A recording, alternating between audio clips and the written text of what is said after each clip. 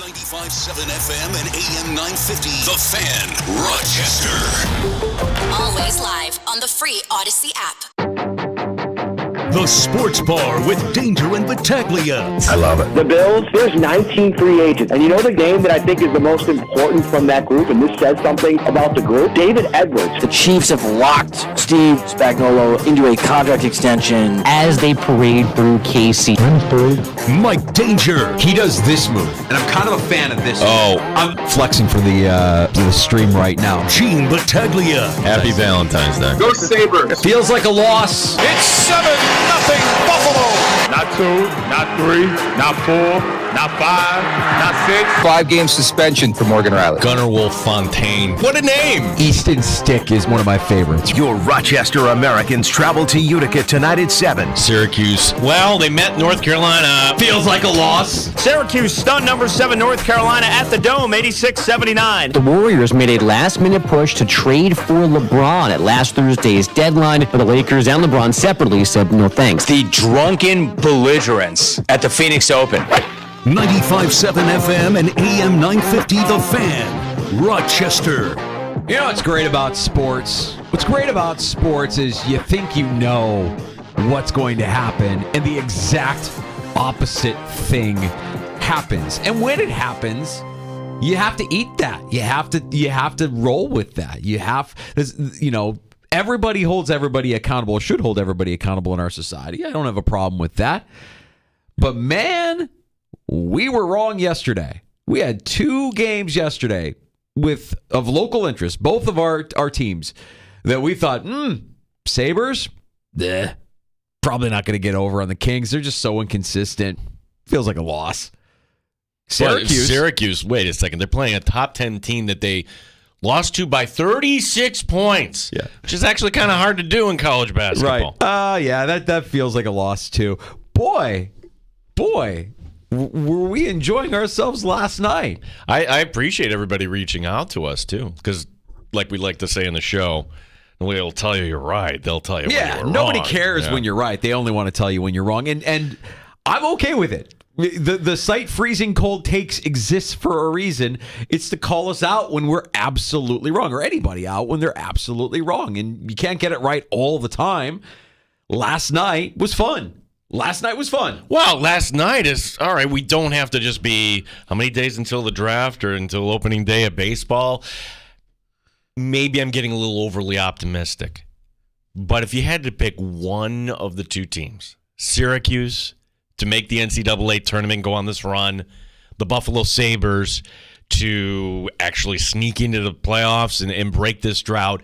And the answer can't be, neither. Okay, of course. The answer really is neither. But neither is the person. Neither is for Eeyore, who's over there. He's like, I just hate everything. Everything sucks. Neither of them are good. Doesn't matter. Buffalo and Rochester sports. You don't like it. Everything's fixed. Everything goes wrong. No, the answer is, of course, like the odds are stacked against us. But if there's going to be one of the 2 teams that is actually going to hold your attention right to the end, Mike Danger, which is it? Is it Syracuse men's basketball or is it the Buffalo Sabres? I'll give you my answer. First, let me set the table quickly here in the sports bar. And there's not a lot to set. What table? There's not a lot to set this afternoon at the sports bar. Everything fell apart. Yeah, Gino and I are flying a little bit blind today, a little bit more so. We appreciate you listening at 95.7 FM and AM 950. We've got the stream up for you at The Fan Rochester on YouTube, also on Twitch. Like and subscribe while you're there. Feel free to comment. We always appreciate when you put some wind in the sails. We sound our best in the free-to-download Odyssey app. We had PJ Glasser scheduled. PJ got called into duty. He's hosting You Better You Bet right now in the BetQL network. So we won't have PJ today. We'll get him back next Wednesday, and he'll share some winners. We will have joining us during happy hour from the Score in Chicago. Lawrence Holmes will stop by, and we'll spend the beginning of happy hour talking with Lawrence about the NFL draft and how the beginning of the draft will fall, the dominoes that will fall around the Chicago Bears, what they might be thinking, what direction he believes the team might take, and I'm excited for that conversation for multiple reasons. Of course. Like if you're a Washington fan, a New England fan, you're thinking, okay, can we get up to number 1? Well, first of all, you got to figure, is Chicago actually in the business of swapping out said number 1 pick? Do they want to proceed with Justin Fields, or do they want to do what Arizona did not long ago? Like, you know what? this ain't it. Now, I'll say this. Justin Fields is way further ahead, better than Josh Rosen. Josh Rosen, you immediately recognize it as a bust, but one of the things you could say, Danger, is you get that rare opportunity to hit the reset button if you take your quarterback. If you like Caleb Williams, and I'm Chicago, that's what I do. It's a no-brainer. And then you trade Fields, and maybe you get a second or something. There is a financial element to it as well. If you're in the business of the Chicago Bears, you have to view Fields and ask the question, is he a $100 million quarterback? Because that's what you're going to have to pay him. That's the investment. A team is going to have to invest that in Justin Fields, and everybody's going to say he's not worth that. He's not worth it. Daniel Jones is a $40 million a year quarterback. Daniel Jones. Justin Fields will get paid. He'll get his, whether it's with Chicago or somewhere else. And if it's not with Chicago, the Bears also have to think about what message that sends to their fan base, because there is a big section, a portion of that fan base that wants Justin Fields to remain their quarterback. And the organization is cheap. And that's the reason why they move off of Justin Fields. They don't want to pay him the money that he believes he's worth. But you should win in the end here, whatever direction you go in, because if you decide, all right, Justin Fields is our guy, congratulations, because you're going to move down one or two slots, still get Marvin Harrison Jr., maybe get another first round next year. You should set yourself up. I want to be optimistic, but Gene, they've screwed it up. They will screw it up. And you got mad at me for buying into it a little bit earlier in the season. I was trying to do that as your friend. I understand. When you were like, wait, I'm going to go to Chicago because this is the year we get Green Bay. I'm like, no. I was excited about week one. I was excited about getting Green Bay at home week one against Jordan Love, thinking to myself, you know what, if they get over on Green Bay, that's a good sign week one. They were lifeless, dead, just absolutely soulless performance. That is what the NFL cycle will do to you. We're still kind of beat up. We're still kind of hungover. We just went to the all-you-can-eat buffet, and we're just like, no more. And by the time the weather warms up and the draft comes around, when I say that there's going to be 32 fan bases that are going to be like, yeah, if this goes right and that goes right, it's our year. Yeah, we're all foaming at the mouth. We're all foaming at the mouth during the season of hope. So Lawrence will join us during happy hour right around 5 o'clock. Looking forward to that conversation and your phone calls throughout the course of the afternoon. Believe me when I tell you, we've got plenty of time for your phone calls at 585-8664-FAN. If ever there was a day that you wanted to be a contributor into the sports bar and you wanted to pull up a stool, today is that day at 866-4326. You asked the question, which of these two teams feels like the one that you would believe in? Yeah, so I'm going to lay this out. Syracuse, can they go on a run here, get themselves into the final? I think that's where you have to mark it. The ACC final? The ACC final. If they get to the ACC final, and we'll get guests on as we get closer, tell us, is that the mark? Will that be enough to get them into the NCAA tournament, a place where we really didn't think they had a shot? On the other hand, here are the Buffalo Sabres. You know, they're only 10 points out, which is 5 wins, except, well, there are 5 teams in between. But you still have 2 months to go. You have 12 games before the trade deadline. There are whispers that actually the Sabres might be not selling, but trying to improve. And again, we'll have experts along the way to help us out. And you have a goaltender that's playing really well, which should give you kind of at least the baseline. So again, Mike Danger, I ask you the question. Buffalo Sabres or Syracuse Orange? Which one is a postseason team? Which one is more likely to make the run? I'm going Syracuse. And I'm going Syracuse because of what my eyes have been showing me with this team. I'm not saying that Syracuse could go on a magical run. But could they make it to the tournament if they go on a run in the ACC tournament? I think the win last night, and I know shooting 63% is not sustainable. But when you saw JJ, when you saw Judah Mintz play the way they played last night, you get that feeling that, okay, if they get hot, it can work. And when you see Bell, this is my favorite play of the stretch run last night when they're trying to hold off Carolina. Bell has a wide open shot for 3, and he holds onto the ball. He doesn't take the shot because he knows that taking the shot there, even if he makes it, is counter to what the goal is. The goal is we need to eat clock. We need to limit their possessions. We need to play smart. And that's coaching. That's telling me that Red Autry is making an impact on this team, on these players. And maybe it took all season, but if he can make that impact now, and if they buy in and they buy in through the course of the ACC tournament, I'm not going to discount their chances.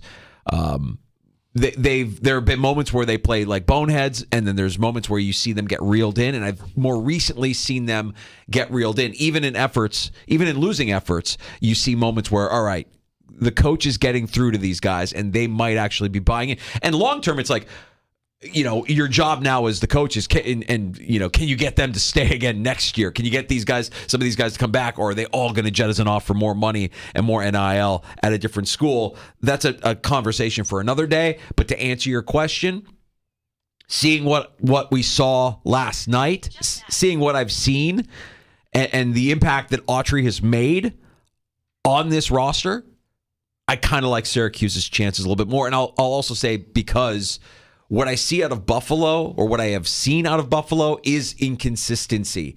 And I don't know that they're necessarily buying in to what Don Granato has been trying to do with them all season. We saw an exciting brand of hockey last year, and it feels like a step backwards this year. 7-0 is nice. They're not going to win games 7-0 every night. In fact, if history serves, I guess you could say this for Syracuse too, the next game for the Sabres tomorrow night against Florida would be one where they just kind of fall on their face and Florida wins. Yeah, I'm going to answer the question in two ways. Anybody that wants to weigh in, by all means, as Danger said, we have lots of time today. 866-4326, 866-4FAN. Is that your phone keeping going up there? Yeah. Shut up, Siri. Yeah, shush. The answer is the Sabres, Danger, and here's why, for a couple of reasons. One, I still think Syracuse is a flawed team. There are two big flaws. They got out-rebounded last night. They'll likely get out-rebounded the rest of the way here. We had on our show just one time, Jim Boeheim came on the show once. This was right before John Wallace went up in the rafters, and we kind of guilted him in because we're the hometown of John Wallace. Like, Jim, you got to come on. He did, and he was gracious with his time. But he did give us one nugget. He did say he needed to do a better job of recruiting big men. Well, has anything changed here 4 years later? The answer is no. It really hasn't. I'm looking at this roster right now, and okay, Brown, leader in rebounds. Who else is there? Quadir Copeland is a nice story, but he's just kind of one of those do-everything type of guys. Chris Bell, leading three-point scorer. Who else from the outside? Like, they don't have the big men to compete, and you need more on the outside. I would love this roster more had they found a way to kind of, keep on the guy they had, Joe Girard, and you could say, well, it was the defense. Well, no, Joe Girard would have helped out this offense here. So to me, Syracuse, great win last night, but he's shot 63%. You should win. Yes. If you're playing North Carolina, anybody else. Syracuse, the barometer is this. You're going to play a dumpy Georgia Tech team. Georgia Tech team, bottom of the ACC, on the road. If Syracuse is for real, you go in there and you win convincingly. That's coming up Saturday. I'm not saying the Syracuse Orange can't do it, but I'm laying out the reasons why. The main reason being, really, this roster, they're playing well, but there isn't enough there, particularly down low. Now, for the Buffalo Sabres, on the other hand, and again, if I had to predict which one would be more likely, that is a team, Danger, that I think does have the talent that has grossly underperformed this year. And for a team, any other market, we would have been talking about a new head coach like around the holidays or around January, and we grazed on it. But the reason why we didn't really drill down on it was, I don't know, the Bills are playing the Dolphins and the Steelers and everybody else, and now here we are. And in my opinion, too late. If you're Lou Lamoriello, he once fired a coach right before with the Devils, and they won the Cup. Well, that's not the way things kind of work here in Buffalo. But from the back end, you do have a goaltender now. Well, UPL is the one goaltender we've been waiting for. That was the one question entering the season. If only the Sabres can get some goaltending. Oh, they should go trade for Connor Hellebuck. Oh, they should. Okay, UPL is that guy. Can you work from the outside and work your way up? And I think that as long as UPL continues to give his team a chance, maybe they'll figure it out. Now, do I think it's likely The way I phrased the question was like Sabres at 7.5%. That's where their odds went up to. So they are closer to winning the lottery than they are actually to making the postseason. That's lottery chances at 7.5%. Playoff, I got to look up the playoff. Yesterday it was at, 3.5? So to me, the answer actually is the Buffalo Sabres because I just think there is more talent on that team. And if they can somehow put it all together, then I could see them sneaking into the postseason. Yeah, the reason why I'm still hesitant on saying the Sabres can find their way into the postseason. I mean, those odds are long, and it's also there's so much that's out of their control in terms of who's in front of them, the teams that they would have to leapfrog to get into that wild card position. There are some frauds out there. I mean, Detroit feels like a fraud right now. They're holding on to that last wild card position in the East. They feel more fraudulent than a team like the Devils does. You still have to leapfrog the Penguins, the Capitals, the Canadiens, the Islanders, just to get a sniff. Yeah. There's a lot that is out of your control, and you need a lot of things to break your way for us to be having a legit conversation about the Sabres sneaking in that final wild card spot in the East. Well, I'm going to make an argument for you, and that is that the ACC, we think of the ACC as being this blue chip conference. No, I'm sorry, it's not. Not anymore. No. I mean, you could say a North Carolina or a Duke could make a run just as easily as you could say a Creighton or UConn or a Marquette could make a run, right? Like, to me, the Big East still feels like to me, it's the Big 10, the Big 12, see from the SEC, and maybe there's going to be some, Cinderella story coming out of the Pac-12. The ACC, to me, is the conference that it's like the Grand Ole Hotel in a downtown area. Like, everybody looks at it from the everybody in town kind of looks at it like, no, that ain't it. But the people that own the hotel think it's great, but no, that ain't it. Yeah. It's the ACC right now.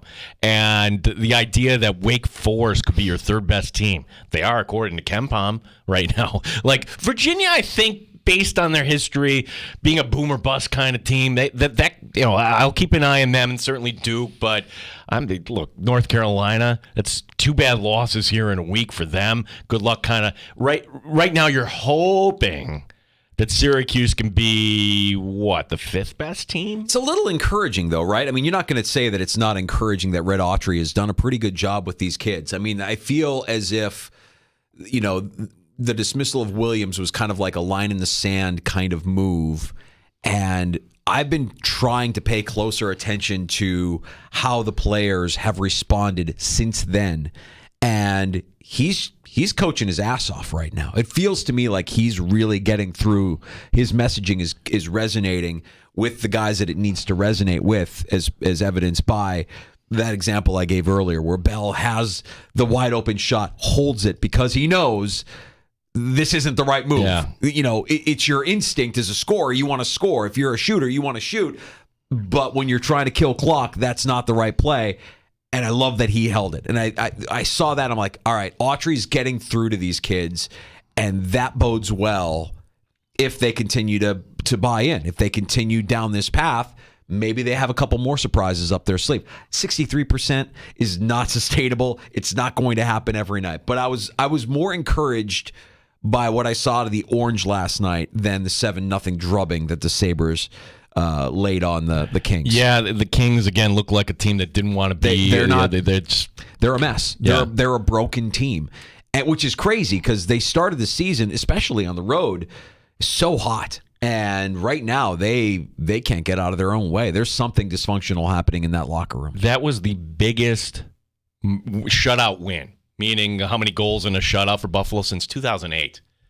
8-0 against Atlanta. They're in the West. They're in the top wild card position, and they feel fraudulent. They feel to me like the West Detroit, like they're going to fall off, and it's going to be on another team, maybe a Calgary, to kind of like sneak up and grab one of those wild card positions. Yeah, another thought from the Syracuse game last night, and it's this, and I got to enjoy this for all those kids because I'm afraid we're going to enter a world where the lawyers are going to be like, no, like how they've done the college football.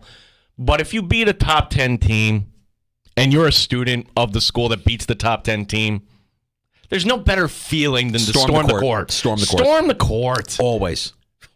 Always. Good for them. Jealous. This is so much fun. So much fun. I loved it. Danger, when I was a junior, again, this is Patriot League basketball. We're playing at Holy Cross. Yeah. And my school beats Holy Cross on their floor, and we stormed their court. It's like no better feeling. We're taking over their court and just jumping around. Those are the memories that you have, and I feel terrible that the SEC, because what one person one time sued. Okay, well, maybe don't go on the field. Maybe that would be your responsibility. Then. I don't have a college memory. I do have a high school memory. I remember our girls basketball team going to state, and I remember storming the court, the game that they clinched to go to state, the sectional championship or whatever it was, which was on a foreign court, and we had driven there ourselves. Like we were so proud of ourselves for being able to navigate, the Midwestern plains to get to this school in the middle of nowhere, this gymnasium in the middle of nowhere, in the middle of a snowstorm or whatever weather we were dealing with during that time. And yeah, we got there and we had a good time and we stormed the court when they won. And that, it's a great feeling. It's so much fun. Got to do it. Love that for everybody that was at that game last night. Again, they're not going to shoot 63% every night. So I don't want to get too overly enthusiastic, but it is encouraging. At minimum, it's nice. Well, let me lay this out here for Syracuse. And again, I'm making arguments on your behalf, Danger, but okay, can they beat Georgia Tech? Yeah, they better. North Carolina State, Tuesday night. That's one of those sleepy games. That could be one of those trap games, because then final home game coming up on the 24th. That should be sold out. And you and I, we're not Jim Boeheim fans, but there are a lot of people who are. That's Jim Boeheim Day out in Syracuse, the early tip against Notre Dame. Probably I would expect $30,000 out there. I want to slow down a little bit. It's not that I'm a Jim Boeheim hater either. I'm not a fan of how he carried himself, especially down the stretch. But you can't not be a fan of the job that he did over the period of time that he did it. I'm not oblivious to that. I know there are some people, alum at Syracuse, that want nothing to do with Jim Boeheim, nothing to do with that program. I think Jason Lockenfora is like, I'll never do anything for that program, never do anything for that man, never do, really outspoken against Jim Boeheim, against the men's basketball team, against his alma mater. I don't have those kind of feelings. I just didn't like how he treated people. I didn't like how he handled himself, especially down the stretch. And I didn't like that he wasn't malleable in terms of evolving and turning that team into something that maybe it could have been more, down because he was so rigid with his style. It didn't really ever evolve. You know what I'm saying? Yeah, I think he didn't realize, or not he realized, but he just didn't care that we live in the soundbite era. And when you're mowing down student reporters for not phrasing the question properly. I'm not crazy. I think the guy was, he's the best. He's a legendary coach. He's a Hall of Famer. He's all of the titles you want to throw on. He's a champion. All of those things are great. I just didn't like the way he treated people. I didn't like the way he handled himself, and I didn't like how he was kind of stubborn and rigid. Those are the qualities of Jim Boeheim that I wasn't really a fan of. But the coach himself, you can't argue the results. One championship in 40 years? Okay, but one. Some really high moments when you didn't think you were going to get them. Some moments where, and down the stretch as well, the final years of his career where it's like, what year was it they got the Final Four? I'm like, this dude is coaching was it 17? He's coaching his ass off. Yeah, they lost North Carolina. Just absolutely brilliant coaching job. Well, I think that was, you're seeing teams in the first and second round that never saw a zone before. Right. And then and then all of a sudden, ta-da, we're in the Sweet 16. Yeah. Yeah. So it was a secret formula. Yeah. So, but their stretch run here, we'll see how it all shakes out with Syracuse, man. I'm not, I don't want to be, I'm not over the moon over beating North Carolina. It's a great win. It's a great win for the program. It's a great win for Red Autry. I think it gives the players the confidence to realize we can play with anybody in the ACC. If they didn't believe that already, I hope that they did believe that going in. They should have that confidence. But they're kids, man. This is a young team. I mean, we're talking about sophomores here, and they're learning. They're learning how to work with this guy. See, now this is where do we go? Like, how many of these guys are going to be back? Like, that's the thing. It's like you're a head coach. No, you're actually the GM. You're the head coach and the GM. Well, so, like, how many are you going to retain? Who's coming in? I want to enjoy what we have now and hope that they retain who they have so that we can continue to see it. But I'm not going to hold my breath because I know how the world has changed. And you don't have to look much further than Joe Girard doing what he did at Clemson against Syracuse, just a few days ago. So you hope that's part of what Red Autry is instilling in these guys is, hey, you want to be here. We work well together. We can make these great memories together. We can win these games together. And you can get your NIL money here. You can go get it somewhere else as well, but getting it here will be more satisfying when it's all said and done. Back to Boeheim for that game on the 24th, because I'd like to, think that he's going to go out there, wave to the crowd, say thank you. It was just an honor to be here, and let's go get him today.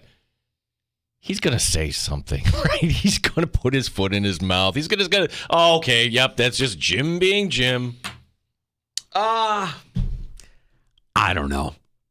You're softer on Jim. I want to give him credit, man. I want to give him more credit. I don't know. Maybe he will. Maybe he won't. I don't know. I mean, he's now in this world of, he's an analyst, right? Like we were talking about him last week because he had the take that how many schools from the ACC were going to make the tournament? 6, something like that? No, he was making the argument like Joe Lunardi said 3. He said, well, that's blind man's math. There should be 6. Okay. Yeah.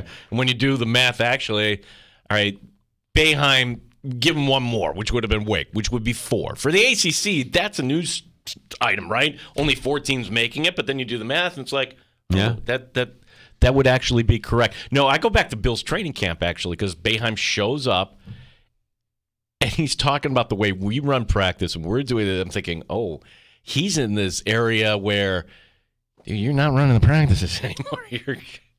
Yeah. Well, that's got to be a tough thing. I can't imagine doing what he did for as long as he did it and then not being. I hope he's finding the purpose in his life that goes beyond being that regimented and routine, because that's a tough thing for somebody to just stop doing.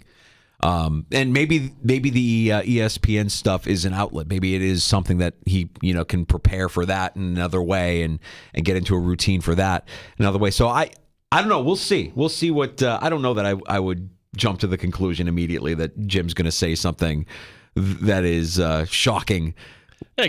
Not shocking. Like, oh, it's Jim being Jim. Yeah, I think Jim will be Jim. That I will agree with. Jim will be there and he'll be Jim. I don't know if he'll be cantankerous or angry, but something will happen. Maybe he just goes knuckle deep on his nostril when the camera's on him and he doesn't realize it. I don't know. Something will happen that will make you remember. Oh yeah, that's Jim Boeheim. We got to get to.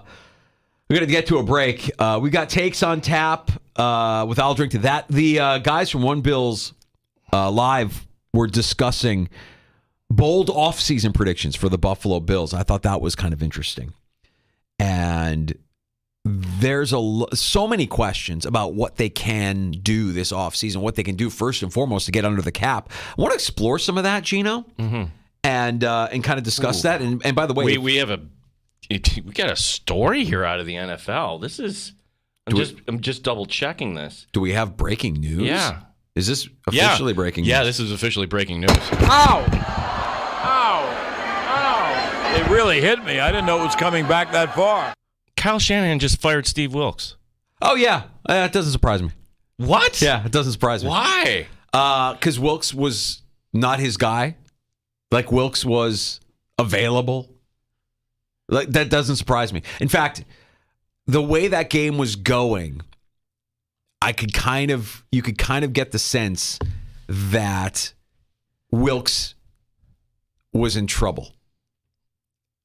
I don't know what it is about Steve Wilks, but he just doesn't seem to me like a Kyle Shanahan kind of guy when you look at the track record.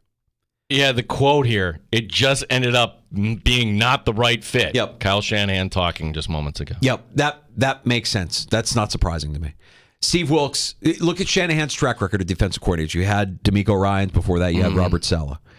And then you bring in Steve Wilks. So, okay, you do this, 72 hours after the Super Bowl, basically. This tells me this decision was made weeks ago. Okay, we're going to ride this out, and as soon as we're done, it wasn't a mutual parting of ways. No, you're fired. It tells me he didn't want him in the first place, or that he took them because he was available. He took him because he was the best option available, but he wasn't the ideal candidate. He wasn't a guy that he was going to work well with. And you almost know. You just see it. Like, he's got a type, right? He, just like we identify, Sean McDermott has a type. How many William and Mary grads have gotten added to the coaching staff? Well, they just hired another one. Yeah, good. I think Shanahan has a type as well. I think he wants somebody like a Ryans or a Robert Saleh, and Wilks is more of that old school, old guard kind of coach who's got some stains on his resume, whether you want to admit it or not. Like, he might be a great defensive coach, but he wasn't a great head coach. And he got the shot, but probably wasn't the ideal candidate. Well, if there was the finger quote mutual parting of ways, and you did if the Niners didn't make the post, Steve Wilks would be working somewhere as the defensive coordinator. I do believe that. You can point to what he did in Carolina, what he did as the interim coach in Carolina. He did some good things. He did way better than what they've had since there with the Panthers. So he's kind of left out in the lurch, kind of like Leslie Frazier. Like, oh, sorry, Leslie, musical chairs. Well, yeah, and if Wilks will be back in the NFL at some point, if it's not this season, as a consultant or as a senior defensive consultant, whatever, like, he'll find something, or somebody will find a way to bring him in, because at minimum he's an insurance policy if your current defensive coordinator craps the bed. I've got to look up his timeline here, his history. Did he cross paths with McDermott? Were the two of them in Carolina together? I don't think so. I don't think so either, so we'll find this out. Yeah, and I don't know that there are guys, and I think Frazier is like Wilks, in that there are guys, I'd put Vic Fangio on this list. The older you get, the more the game kind of passes you by. I don't want to say that ageism exists, but you know that ageism exists in the NFL. Steve Wilks was the defensive backs coach under McDermott in Carolina when McDermott was the DC. Yeah. Is there a spot that Steve Wilks could kind of come in and be? I don't know if you want to do that, though. This is Bobby Babbitt's show. He's the DC. I mean, yeah. If McDermott believes that Steve Wilks can make his team better, then he will reach out. But I don't know that Steve Wilks makes, what is he going to round out? He rounds out your coaching staff. You're bringing in guys specifically because of your belief in them and because you believe that they can get more. You made the move with the defensive backs coach because you believe this guy can get something out of Kyer Elam. The last guy and Kyer Elam didn't see eye to eye. Yeah. You've got to resurrect that. You've got to resuscitate that guy's career. And can Wilks do that? If he can be a part of that, then sure. But that move actually doesn't really surprise me, even though the Niners had a really good defense this year, that Shanahan and Wilks didn't see eye to eye, and they have moved on from him. Doesn't really surprise me. Hit the breaking news sounder again. More breaking news. Ow! It really hit me. I didn't know it was coming back that far. Can the Bills actually hire somebody that didn't go to William and Mary? The answer is yes. So the funny thing is, like, we're talking about Steve Wilks and, like, okay, could he be added to the staff? The Bills just added somebody to their defensive staff. Scott Booker is his name. He's the new nickel coach / senior defensive assistant. Last with Tennessee as their defensive assistant. So Tennessee, they didn't have a bad defense, I think. Yeah. So. Okay. So there you go. You're probably not going to hire Steve Wilks at this point. You're probably not making that phone call because you've gone. You can't worry about everybody else's problems. You just got to focus on what you need to focus on. Well, if Steve Wilks was going to be available and was going to be fired, like, I think Steve Wilks would know that, and he'd already be kind of reaching out to his people. Or if Steve Wilks didn't make it to the Super Bowl. You could have made that call. You could have made that play. The timing of this just doesn't work out. And you have that as an excuse if you're Sean McDermott feeling any guilt that you're not going to bring on, a former colleague of yours. I'm fine with it. We'll see where he lands. He will land somewhere, I would imagine. But that doesn't surprise me. Kyle Shanahan is that kind of guy. You just know he has a type. Well, who's getting all the heat in San Francisco? It's Kyle Shanahan for the overtime rule. And I'm listening to Rome today. That's silly. It's like, well, it's debatable. I mean, the baseline is it's debatable, and it's a fun sports debate. But to say, oh, you didn't know the rule, you didn't. Look, they didn't get the touchdown. I think he knew the rule. I think the way he explained it, I understand his strategy, except he wasn't playing to win as much as he was playing to tie, if that makes sense. You were hoping by taking the kick that you would score, put pressure on them, they would score, and then you would have the ball back. Yeah, on the third possession. Yeah, on the third possession, that's what it would be.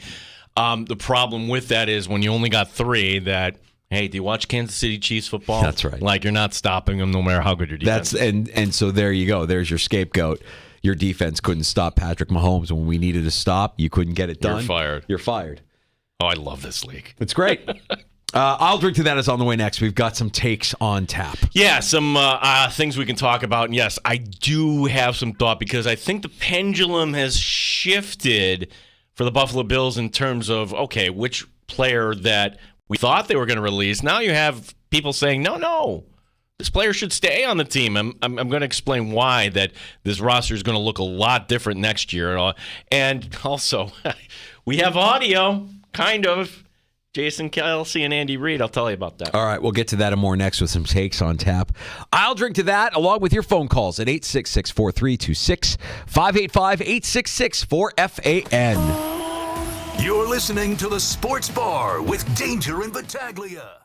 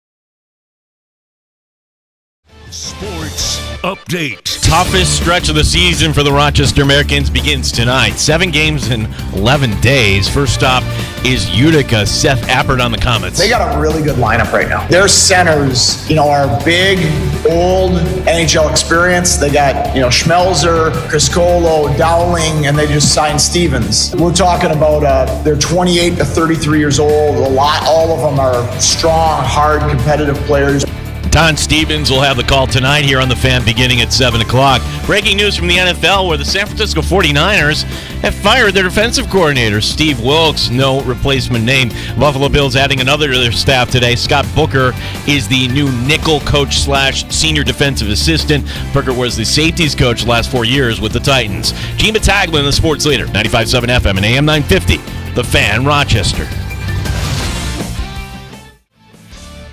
They've raised the bar on Rochester Sports Talk. You're in the Sports Bar with Danger and Battaglia on the Sports Leader, 95.7 FM and AM 950 The Fan, Rochester.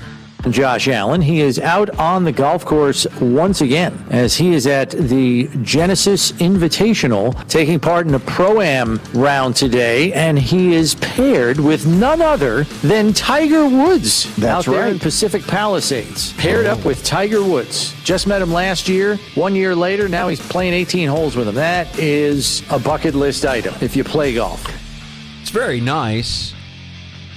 I'd rather be celebrating a parade today. Yeah, I give Josh Allen credit for all right, I don't want to be sitting at home and then looking at this on our monitor. Josh Allen living his best life. Yeah. I can't be mad at that. Also, too, kind of gives us a little bit of insurance that Bill's training camp will remain at St. John Fisher University, as we've been told here, and hat tip to our buddy Sean, that Allen is a member at Oak Hill, and Brandon Bean is a member at Oak Hill, so they can go over anytime they want after practice. Yeah, man, Oak Hill is. I mean, how fortunate are we to have that in our community? Well, I can't wait till we get another major. So I reached out to Brian Carnes today, who ran the tournament. He's still with the PGA.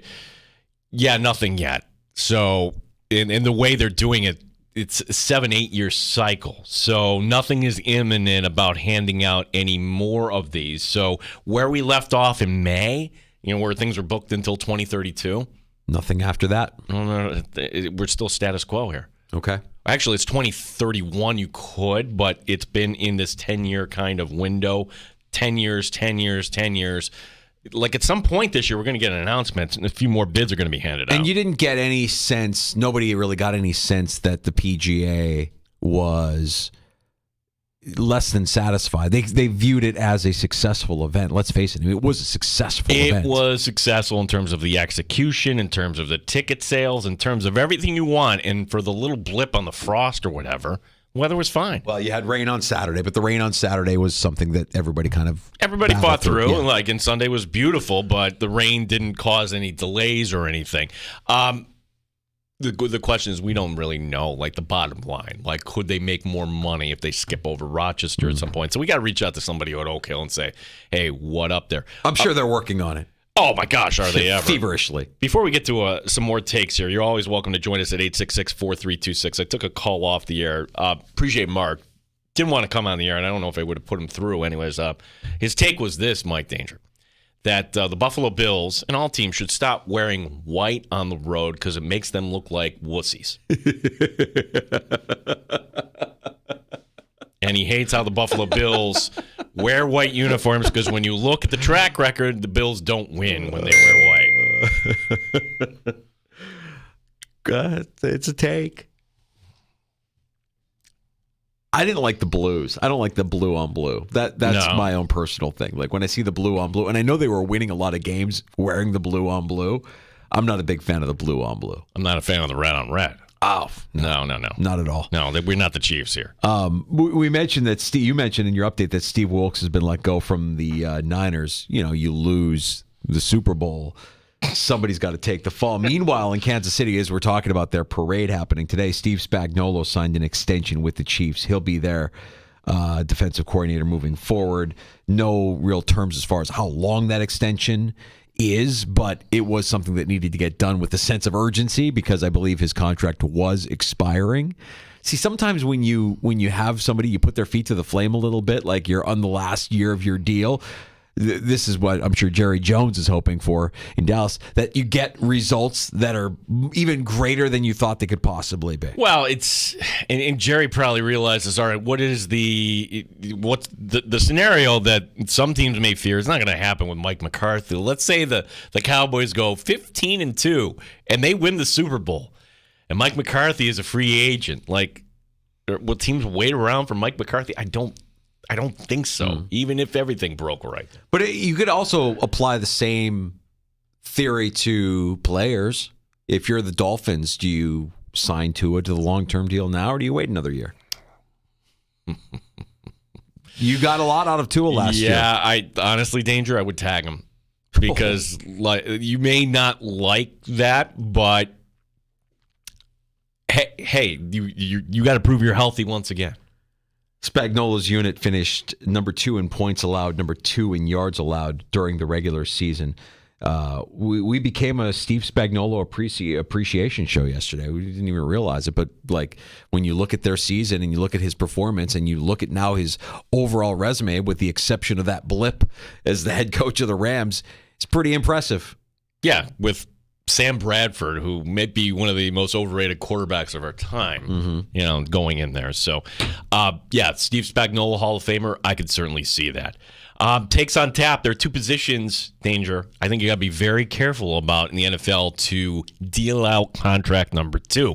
One of them being the running back. I mean, the Bills had to live with LaShawn McCoy at the end, and that wasn't great. But this regime didn't live with LaShawn McCoy. Like, that was a decision made before Bean and McDermott.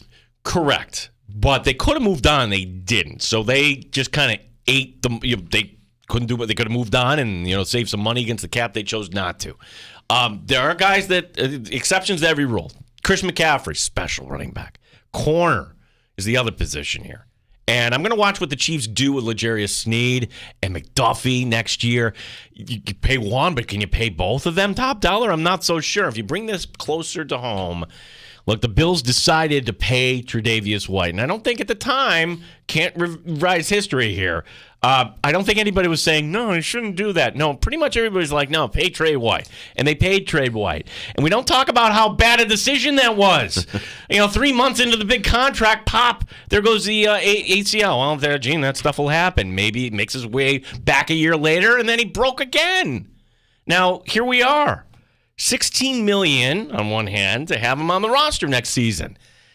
$10 million you'd have to pay him to leave.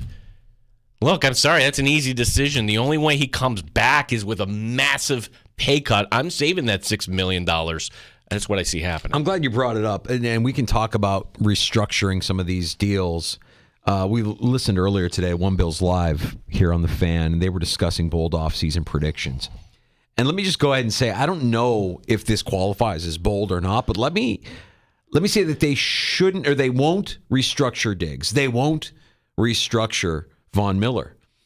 And you could save some cap this year by doing so, but you're also going to add years that you're tied to an aged-out pass rusher and a receiver entering his mid-30s by the time you're out. So that said, Brandon Beane has to look in the mirror, and I think all of us really should brace for this here, that the Bills, they could be good enough to win the division in 2024. I don't know that they will win the division in 2024. 10 wins feels about right if you were to ask me today to make a prediction for 2024. They're not going to be talented enough to make the Super Bowl. You have Josh Allen, but you also have expensive pieces. You just mentioned one, Gino. They're nowhere near providing a return on investment. It has me feeling very much like the year that they made the postseason with Tyrod while they were carrying the most dead cap money in the league. You remember that? Yeah. Look, I mean, I feel kind of queasy saying here's where the Bills will end up because I think there's 3 components. First one, well, 4 actually. First one being let's kind of figure out who's gone from the roster, cap casualties. And the Bills really haven't had cap casualties. Well, now they are. And I think Danger, do you agree with my assessment on Tre'Davious White? Yeah. Yeah. And that's not going to be the only one. There's going to be some other painful decisions. There's going to be other defections. Gabe Davis is going to get paid, or maybe A.J. Epinesa is going to get paid, and you can't be upset at these players for wanting to make money. That's what they're all about. So that's the first step. I don't know what's going to happen there. No one knows. There is a part of me that believes what Brandon Beane says, that nobody is going to work harder to get back on the field than Trey White. Like when he says things like that, then there's this thing in the back of my head was that they believe that they can still get something out of Trey White. But if you restructure and you have to add more years to Trey White, I don't know that you want to do that if you're the Buffalo Bills. No, so that's why I'm thinking that phase 2 here being, okay, it's what you let go before free agency. What are you going to bring in? I don't think the answer is all that much. Phase 3 being the draft, okay, that can kind of play a role. But the one thing that this sport does that other sports don't, and for anybody that says, you people that make fun, that hype up the schedule release, it doesn't matter.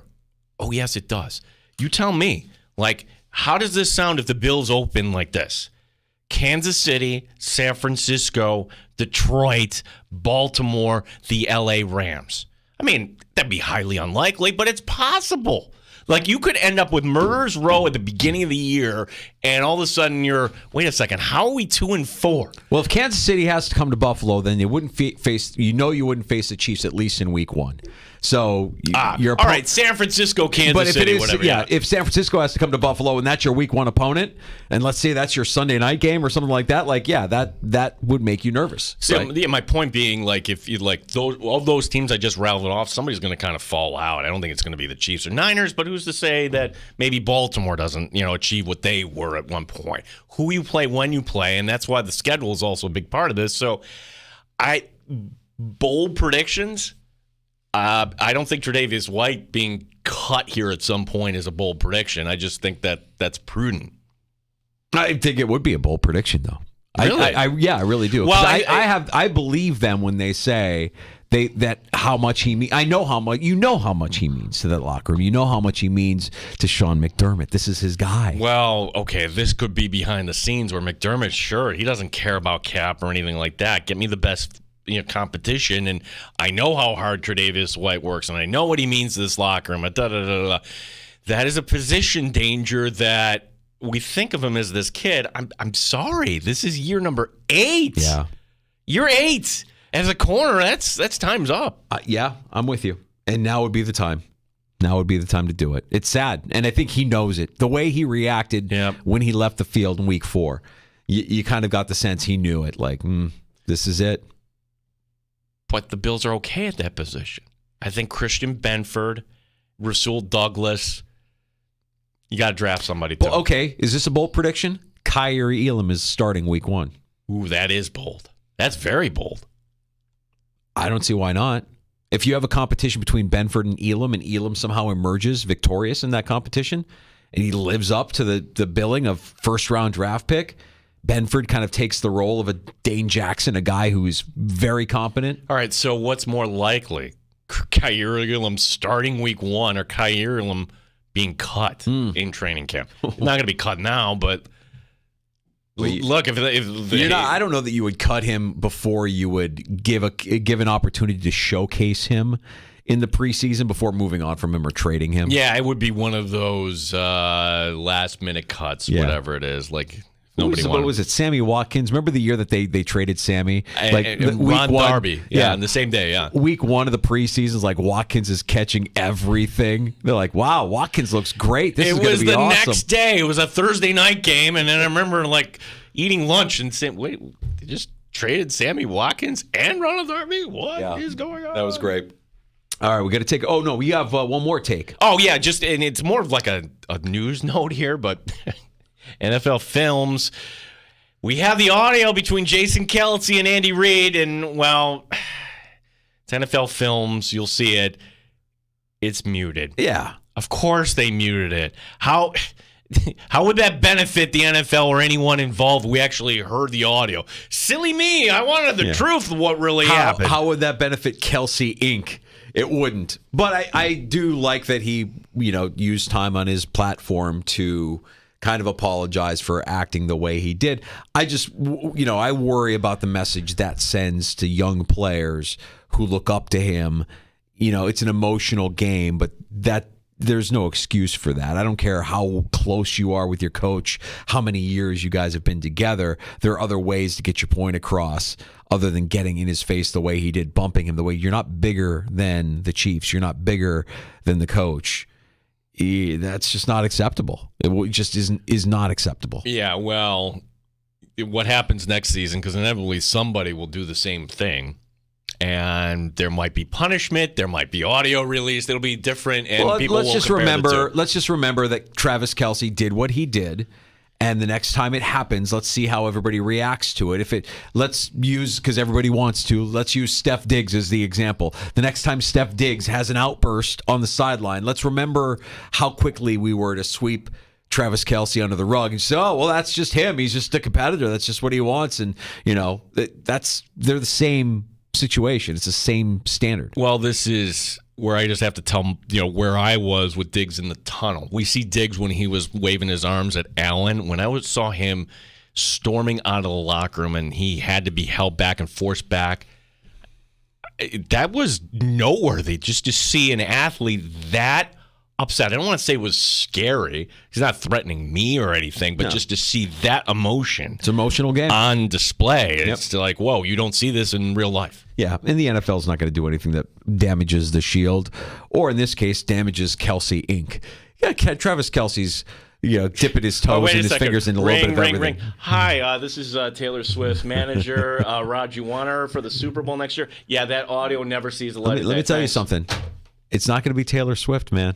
What? As long as Jay-Z is involved in booking talent for the NFL's Super Bowl. So explain to me why Jay-Z and Taylor Swift wouldn't work out some sort of a deal. You didn't watch the Grammys, so you don't know. Oh, wait a second, because Jay-Z is who was the guy there? Kanye. Yeah. Okay, so they're But tight. Jay-Z was, he wasn't directly being critical of Taylor Swift at the Grammys, but he was being very critical of the Grammys. His wife, Beyonce, has more Grammys than any other artist ever and has never won Album of the Year. Wasn't even nominated this year. Who won Album of the Year this year? Taylor Swift. These are the things that make Jay-Z crazy. And yeah, there's maybe a little bit of the Kanye thing. There's a rumor going around that Kanye was at the Super Bowl and got kicked out because he bought a seat in front of Taylor Swift's box, like directly in front of the box, like just to be in her line of sight. But I don't know how true any of that is. I would love that. I think it was Brandon Marshall was talking about it on his podcast. I think it's just a rumor, but that would be unbelievable. Just fantastic trolling. Oh, good lordy. Oh, yeah, we got a little bit of breaking news here. Okay, Yeah. Well, this is the unfortunate side of a celebration. ESPN is reporting that there were 8 to 10 people injured after there was a shooting near the Chiefs parade. So let's get a little bit more information on this, and we'll give you the update here after we take a short break here in the Sports Bar. Danger and Battaglia on the Fan Rochester. You're listening to the Sports Bar with Danger and Battaglia.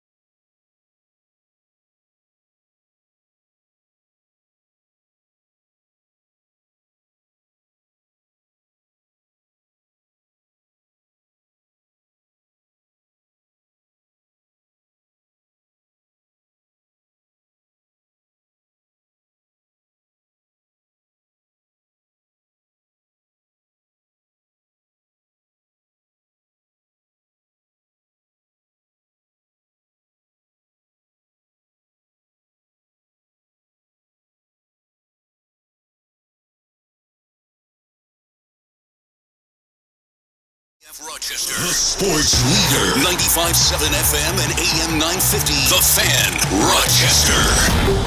Always live on the free Odyssey app. The Fan, Rochester, sports update. From the Kansas City Chiefs Championship Parade, a shooting near Union Station. Kansas City police have confirmed there is 1 dead, 9 injured. Local reporter Dia Mia says that there are many children that have been taken to the local hospital. We'll keep you updated on this story. From the NFL, San Francisco 49ers have fired defensive coordinator Steve Wilks. The Amherst begin a 7-game and 11-game stretch tonight. Brett Murray on this stretch. Oh, you got to look at it. You got to be excited. We get to play a lot of hockey, right? That's what we love to do, and it'll be. It might be a little tough some of the days, but we got a good locker room. We got a good group. I think we have prepared ourselves and put ourselves in a good position. Don Stevens will have the call tonight beginning at 7 o'clock. Gene Battaglia, the sports leader, The Fan, Rochester.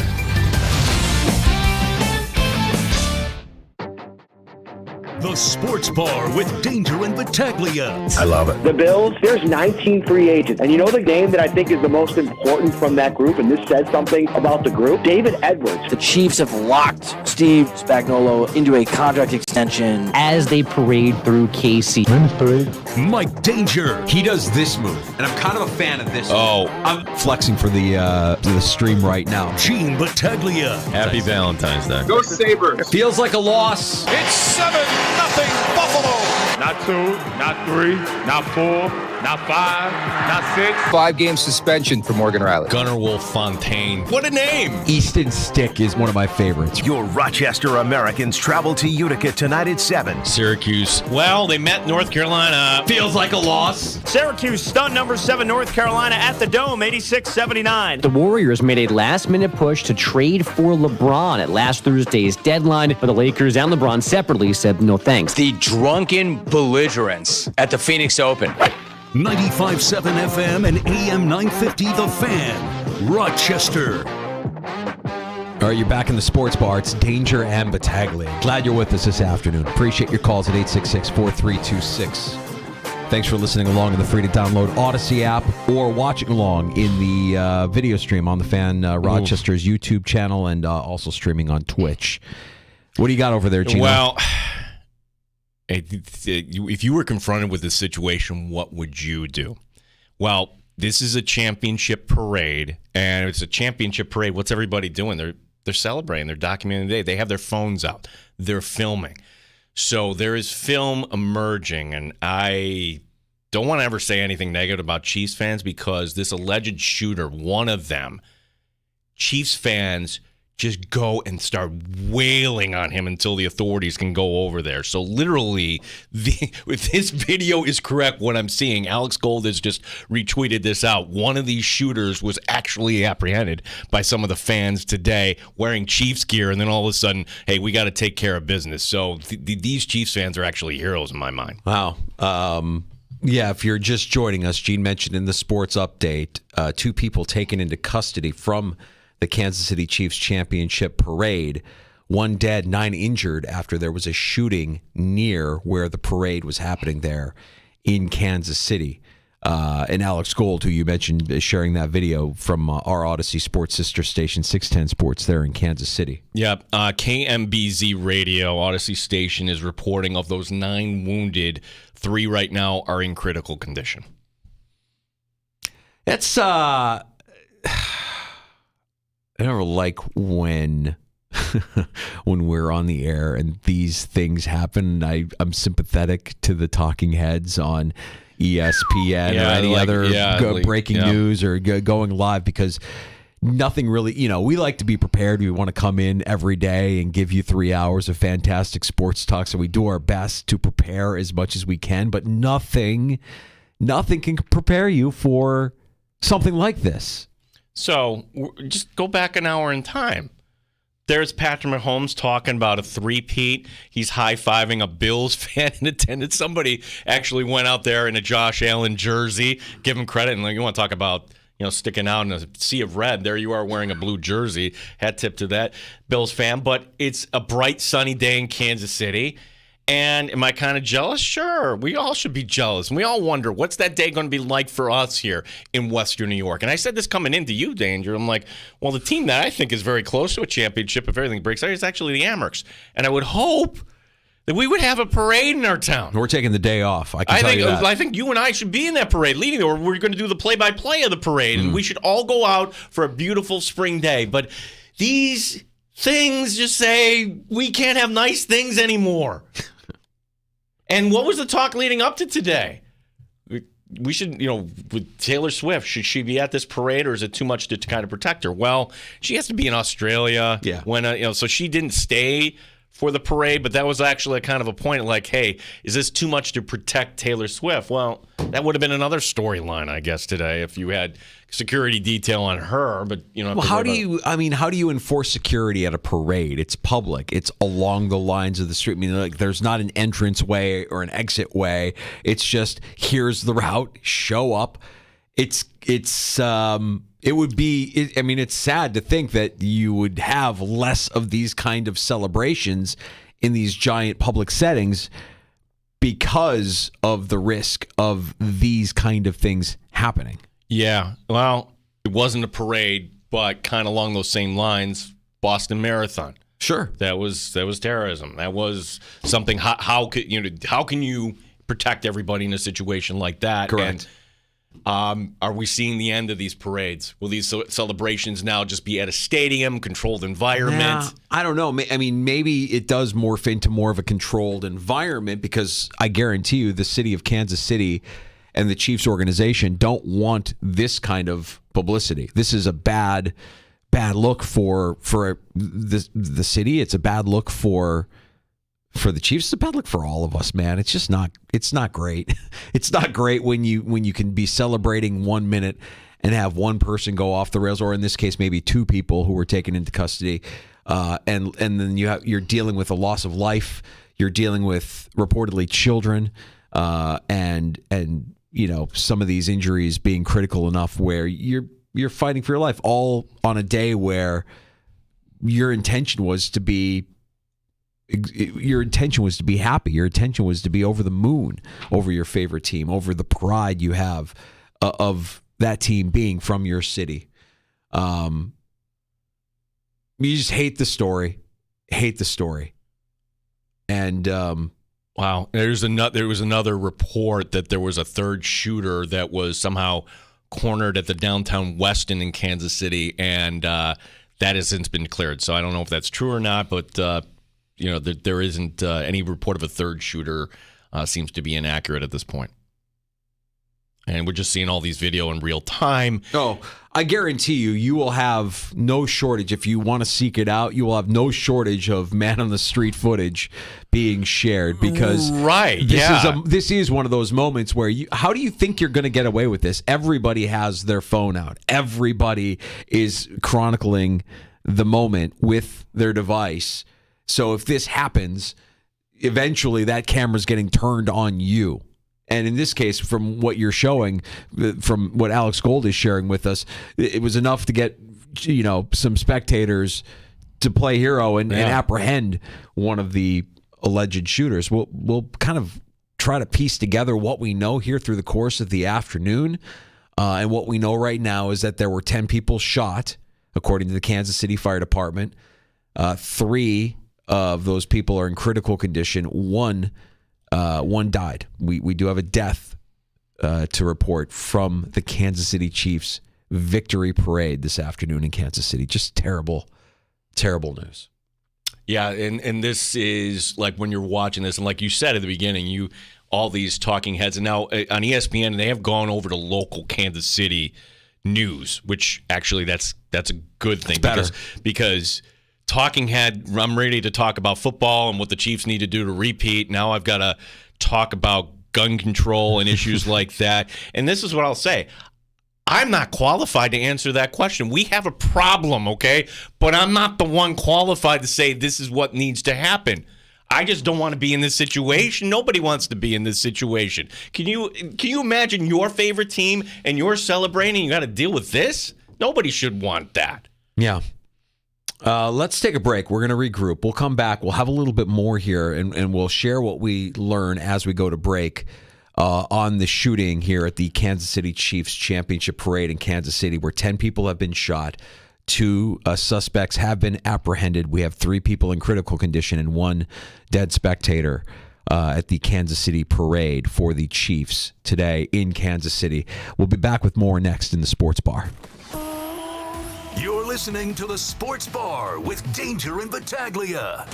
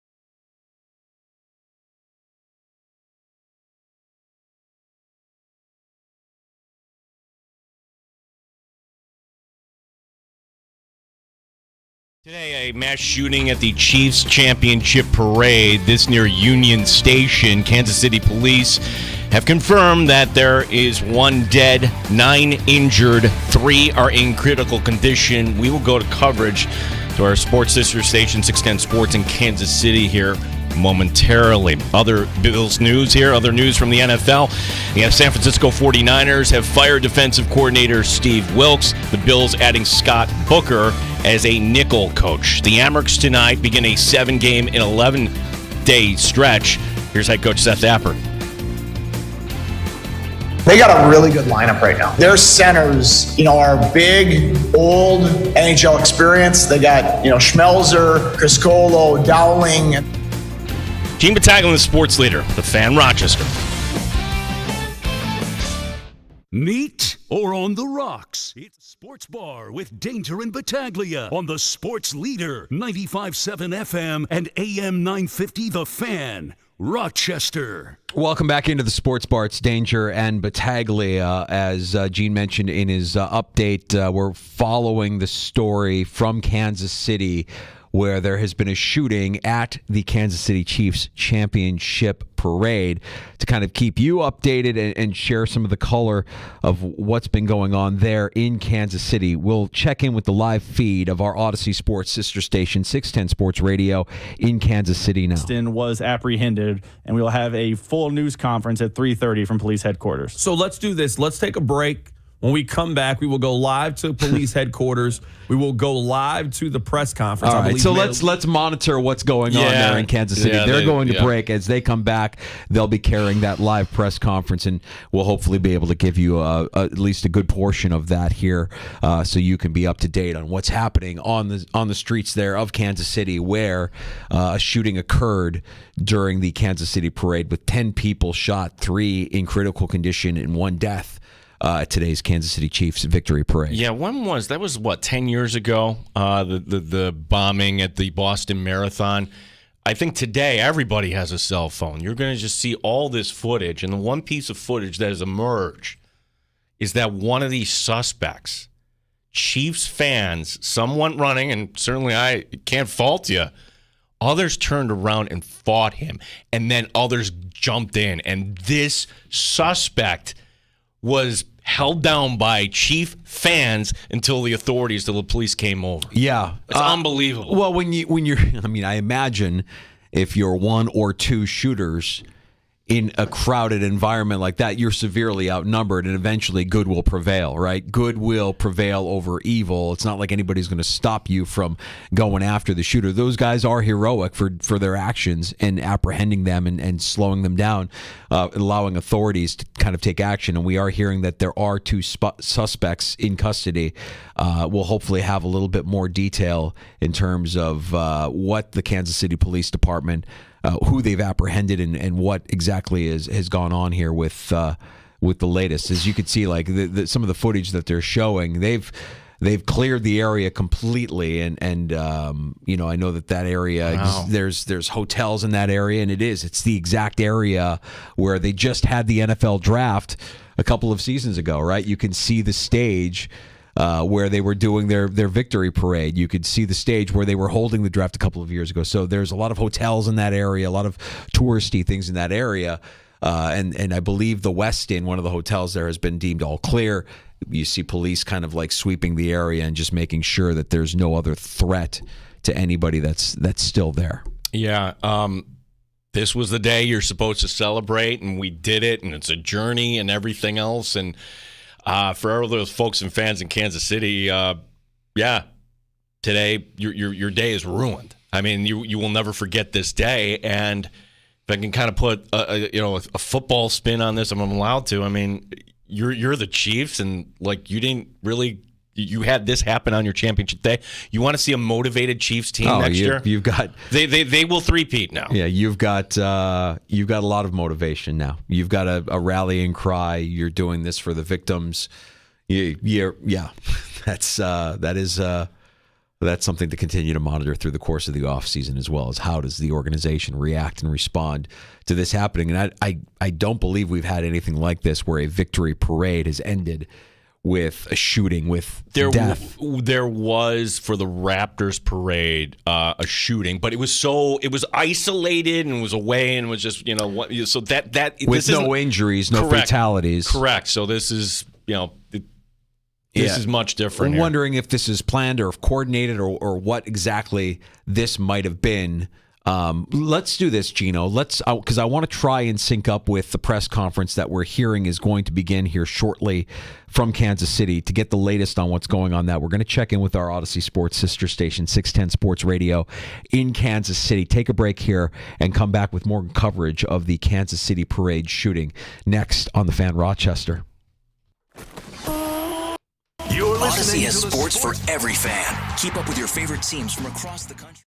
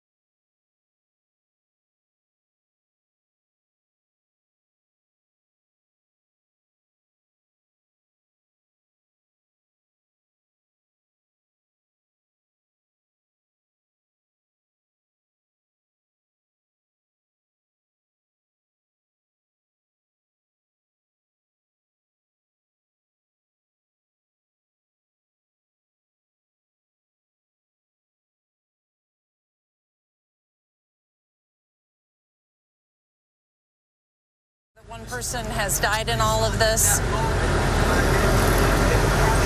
Oh, okay. Let's go to Matt Evans, who's now on the scene. Matt, what can you tell us?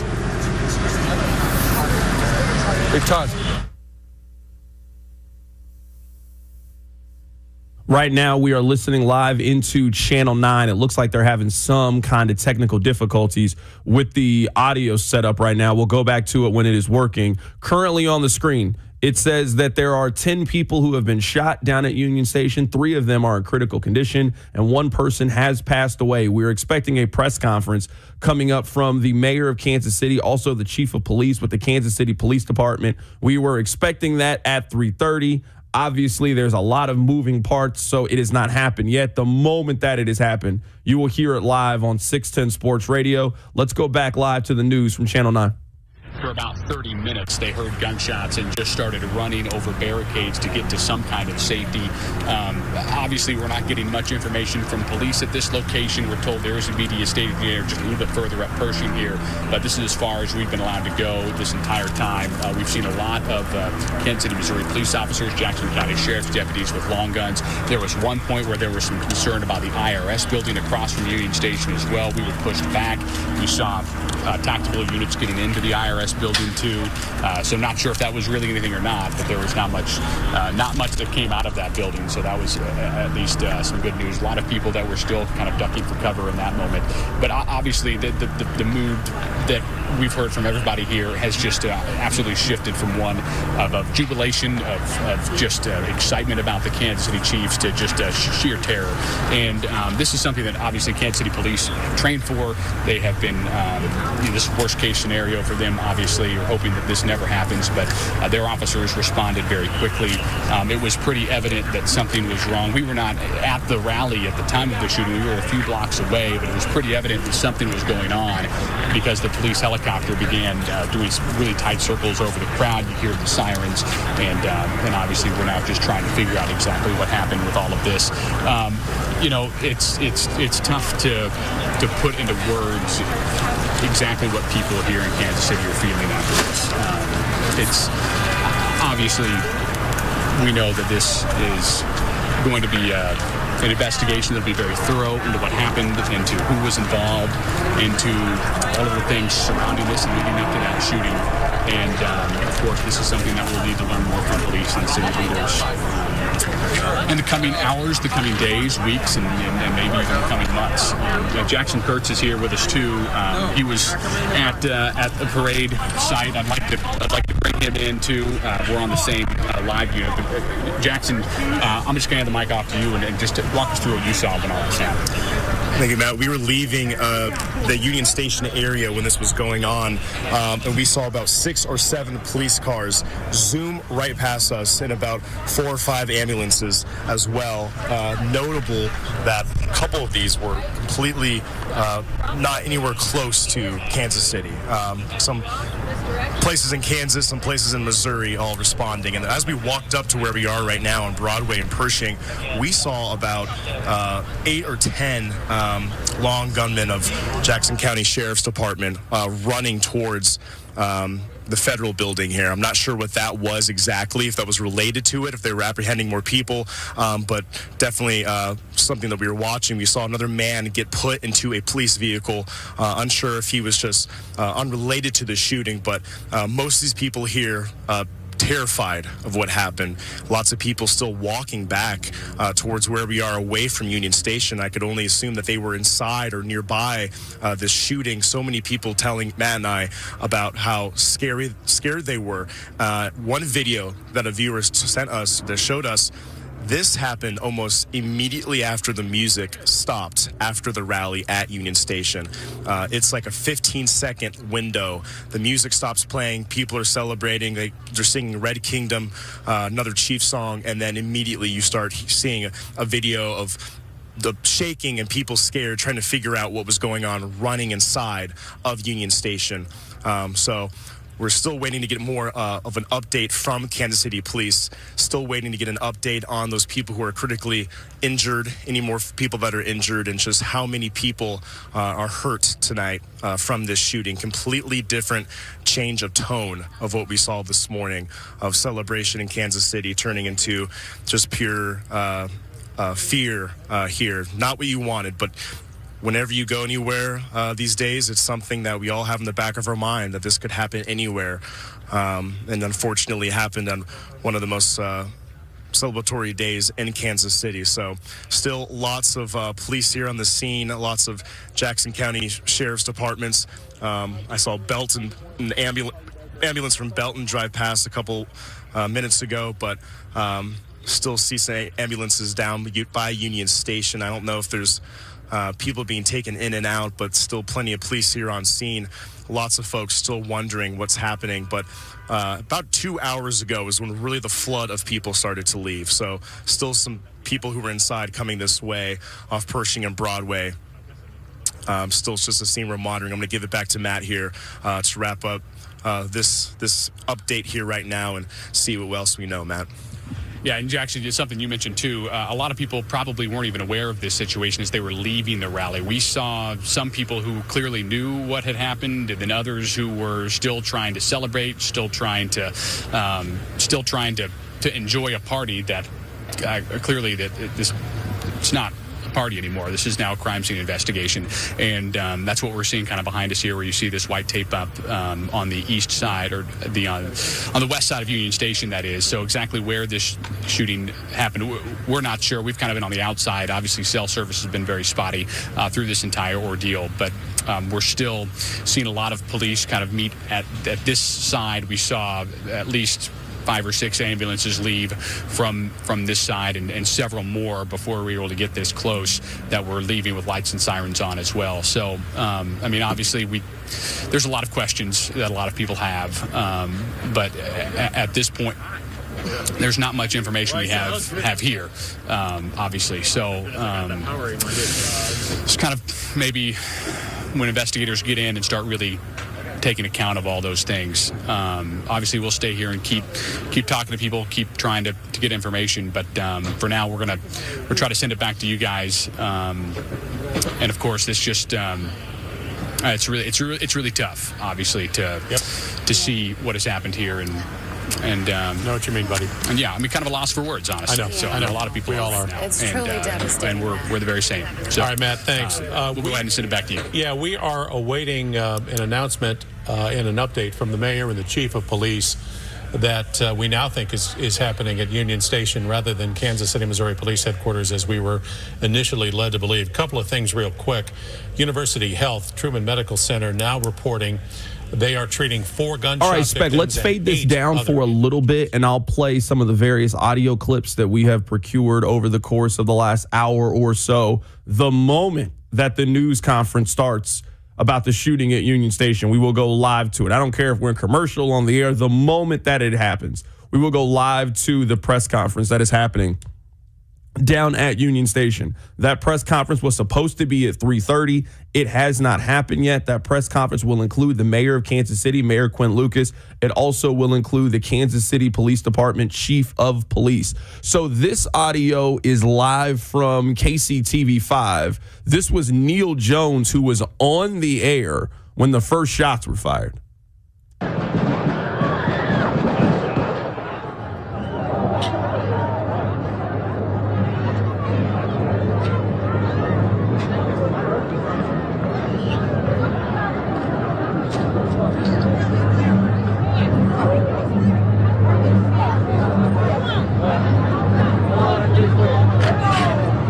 Guys. Something's going on. Guys. That was Neil Jones. That audio is courtesy of KCTV5. Let's play this. This is Jacob Bloomer. He is from Belton. He is an eyewitness to what happened down at Union Station. We are the champions, my friend. We are the We saw people running. PD was running towards Union Station. They set up a barricade and told everyone to calmly walk away from Union Station. The last we heard, there is multiple gunmen with rifles in Union Station. Do not know of any fatalities. There is wounded. And they are currently holed up inside Union Station is what we were told. How many shots did you hear? Do you have any idea? Like 3. And then everybody started running. There was people on the other side of Union Station running, and then cops were funneling people to the east. That was Jacob Bloomer. That audio comes courtesy from the Kansas City Star. Go ahead, Spec. This is from Tom Winter, NBC News correspondent for investigations. His tweet 9 minutes ago: at this early and preliminary nature of the investigation, the shooting incident following the Chiefs Super Bowl parade appears to be criminal in nature and does not immediately appear to be terrorism, 3 state and federal law enforcement officials say. That information comes courtesy of NBC News. We are expecting a press conference between the mayor of Kansas City and also the Kansas City chief of police. The moment that we have that press conference, we will go live to it in downtown in Union Station. Let's continue to play you audio. This audio is from Dana Brady, her and her daughter Madison. They came from New Hampshire for the parade today. What did you see? What did you experience? We were getting ready to leave. The rally had just ended. And we were walking back towards, I don't know the street, but we were walking back towards where we had come from to look for an Uber when we heard screams. And there was a woman crying, and they were running towards us. So I just put my arms around my daughter, and we pushed through the crowd, and we got to the gated area because it was gated off Union Station, and people were helping everybody over the gates so we could get inside. And then we ran inside, and there were people crying because somebody had been shot, and there was a shooter, and we were standing in there calming down because we were finally indoors when we went into a corridor area where we thought we would be safe, when suddenly people started running again, and this girl said they were firing shots. They were firing shots, and so we ran into a hallway. The mayor of Kansas City, Missouri is speaking right now. Police Chief Stacy Graves, our Fire Chief Ross Grundison. After I'm done speaking, Police Chief Graves will give details on the incident that happened earlier today. A few things that I want to make sure we note at the outset. First, today, we had 600 Kansas City, Missouri Police Department officers, 250 from outside agencies. We went out today, like everyone in Kansas City, looking to have a celebration. That celebration was marred by a shooting today. And we recognize that there are some who are injured. We are praying for the safety of everyone. I've talked to a few different folks so far. One, we have spoken to the Kansas City Chiefs, who made clear that their prayers are with everyone who was at the parade today, everyone in Kansas City, and everyone who was touched by this incident. They also noted that their players, coaches, and staff are all accounted for at this point and safe. We, however, note that this is a fluid situation, so all that we are sharing now may change as the hours go ahead. We've also received a call from the White House that offered all federal assistance in the investigation. We had federal agencies present today. We appreciate that, and certainly in the days ahead and the hours ahead, we will make sure we continue to do this work. I will say personally, first, a thank you to the women and men of law enforcement, to the women and men who work with the Kansas City Fire Department and our other agencies. When the shooting started, I, like many others, ran for safety. I saw a number of agencies, including the Kansas City Police Department, officers with guns drawn who were running towards danger. We thank them for that. As I was leaving the scene, I saw members of our Kansas City Fire Department administering aid to folks who are seriously injured without concern for the shootings and the challenges that were near them. This is absolutely a tragedy, the likes of which we would have never expected in Kansas City, and the likes of which we will remember for some time. However, I want to say thank you to those who are making sure that we are safe today, those who are investigating this incident, and those who will continue to make sure that those who committed these acts today are brought to justice. We'll come back for some questions at the end of the Chief's comments, but now the Police Chief, Stacy Graves. Chief Stacy Graves, Kansas City, Missouri Police Department. At the conclusion of the Chiefs rally today, there were shots fired on the west side of Union Station. Immediately, officers responded to the area, took 2 people into custody, and also immediately rendered life-sustaining aid to those victims. We're still gathering information on the number and the status of victims. But like I said, we know that one of the victims is deceased. We also know that officers ran towards danger. Officers were there to keep everyone safe. I'm angry at what happened today.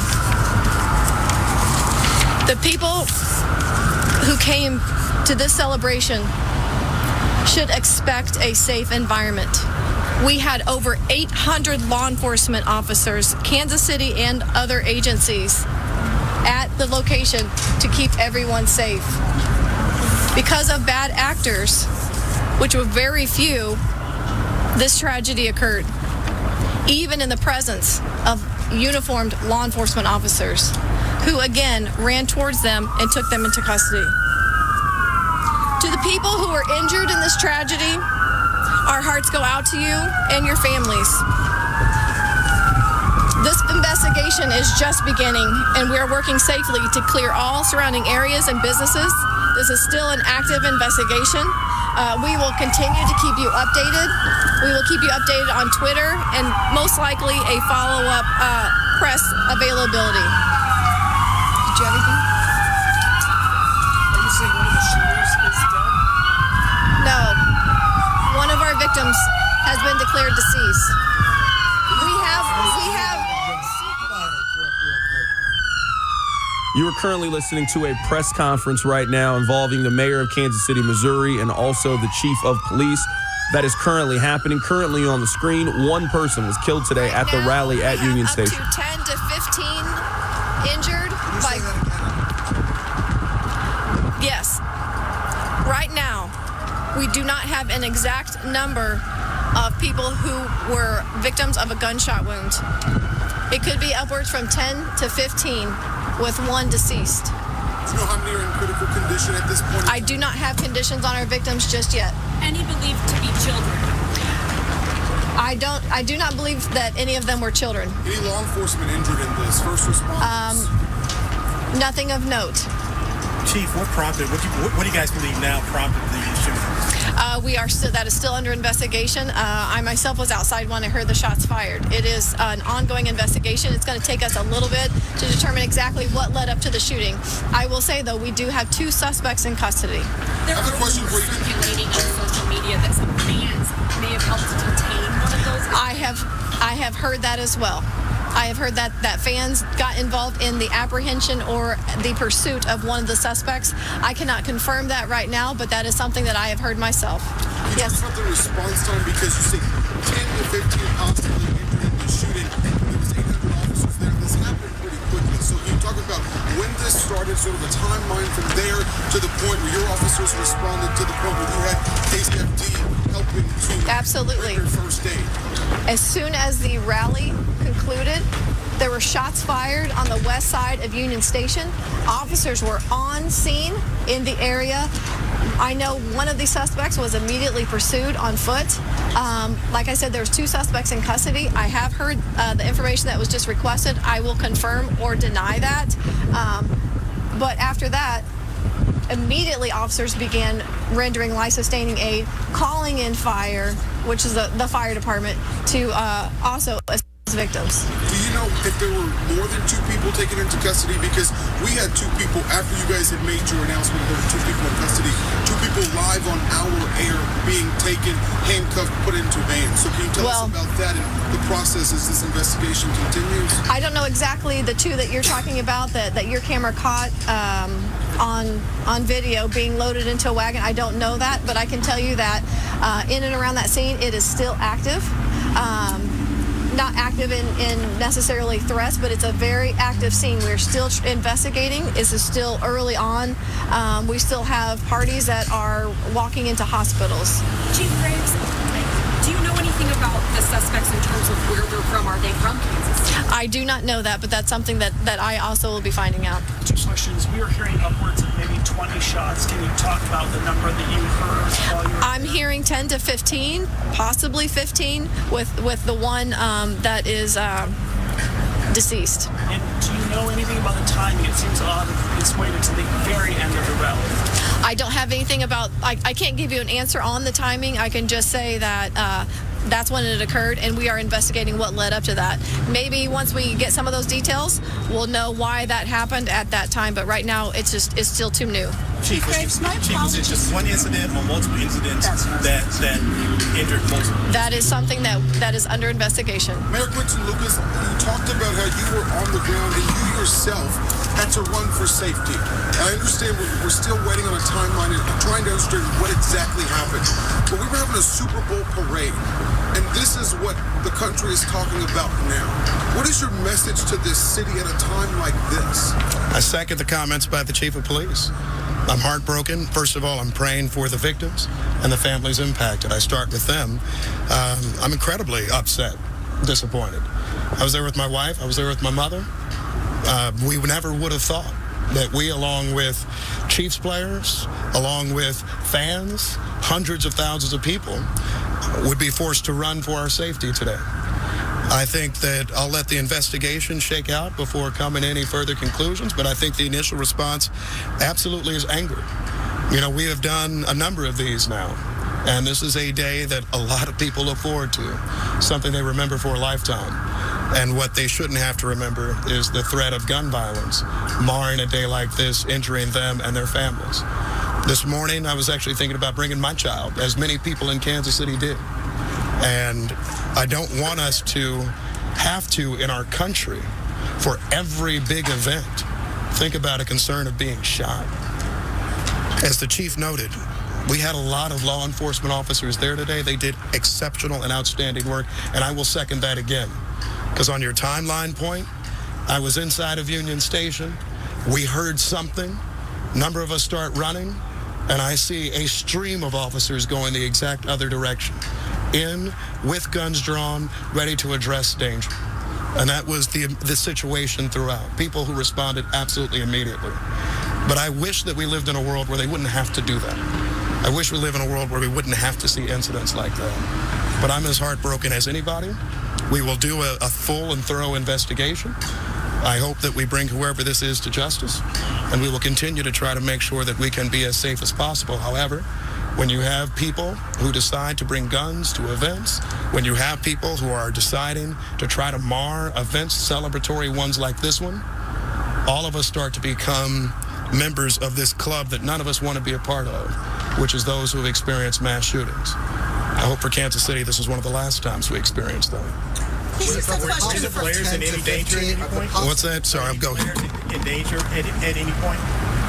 Was I in danger? No, were any of the players, the Chiefs players? You know what? I think we'll let the investigation take a look at that. The police department responded effectively, I think incredibly quickly, to make sure that people would be out of harm's way. That being said, a number of us had to flee from a situation because we heard a sound of gunshots. So I'll let you answer your own question in terms of whether you think that's something that puts you in danger or not. In my view, anytime shots are nearby, you don't know where they're coming from, you don't know who's firing them and all of that, then perhaps there is a situation of danger.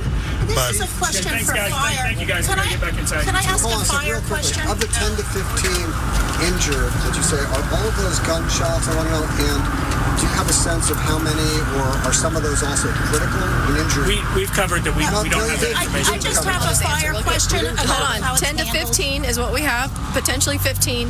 One deceased. I don't have a condition on the other gunshot victims. Those are all gunshots. Though. Correct. Okay. Correct. We don't know how many are critical. One fire question, I do not. because Chief Graves said there We're going to have a lot of updates later, guys. We got to go inside and gather this information. All right, so there is the press conference live from Kansas City, courtesy of our Odyssey Sports sister station, 610 Sports Radio in Kansas City. If you're just joining us, we welcome you into the Sports Bar on the Fan Rochester. Today is going to be, unfortunately, a day that we remember for all the wrong reasons. The Kansas City Chiefs victory parade ends in violence, gun violence, and in death.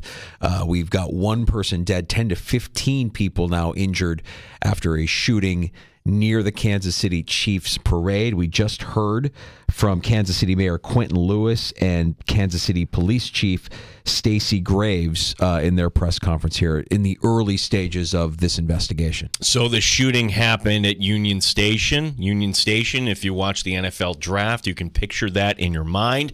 And the stage where the Chiefs concluded their parade, they were up on stage, and this had just ended. The music had stopped, everybody dispersing, and there's been some audio out there of these first shots that occurred. So the latest reports, 1 dead. Now they're saying 10 to 15 injured, and 2 people have been taken into custody. So,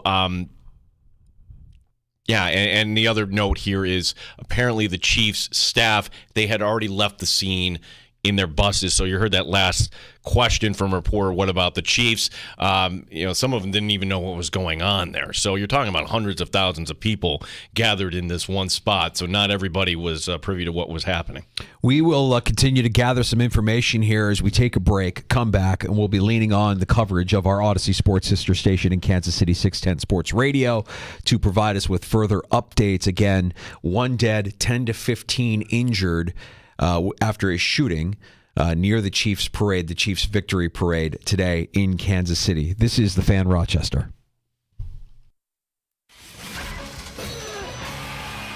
Let's head to Philadelphia to win.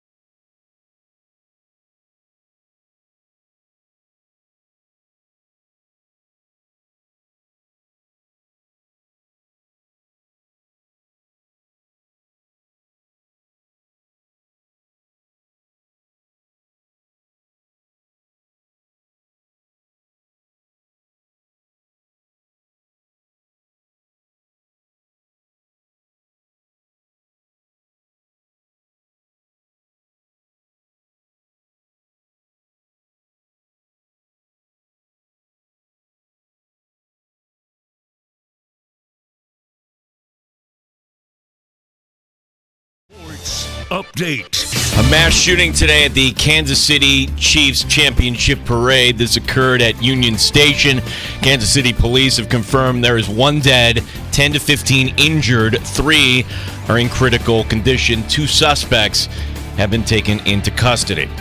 In other sports news, the San Francisco 49ers have fired defensive coordinator Steve Wilks. Wilks just leading the team to the Super Bowl. The Buffalo Bills add another piece to their staff. His name is Scott Booker. He was named the nickel coach / senior defensive assistant. Booker was the safeties coach last 4 seasons with the Tennessee Titans. We've got Amherst hockey tonight, the team playing at Utica. This begins a 7-game and 11-day stretch. Don Stevens will have your call tonight beginning at 7 o'clock. Gene Battaglia, the sports leader, 95.7 FM and AM 950, The Fan, Rochester.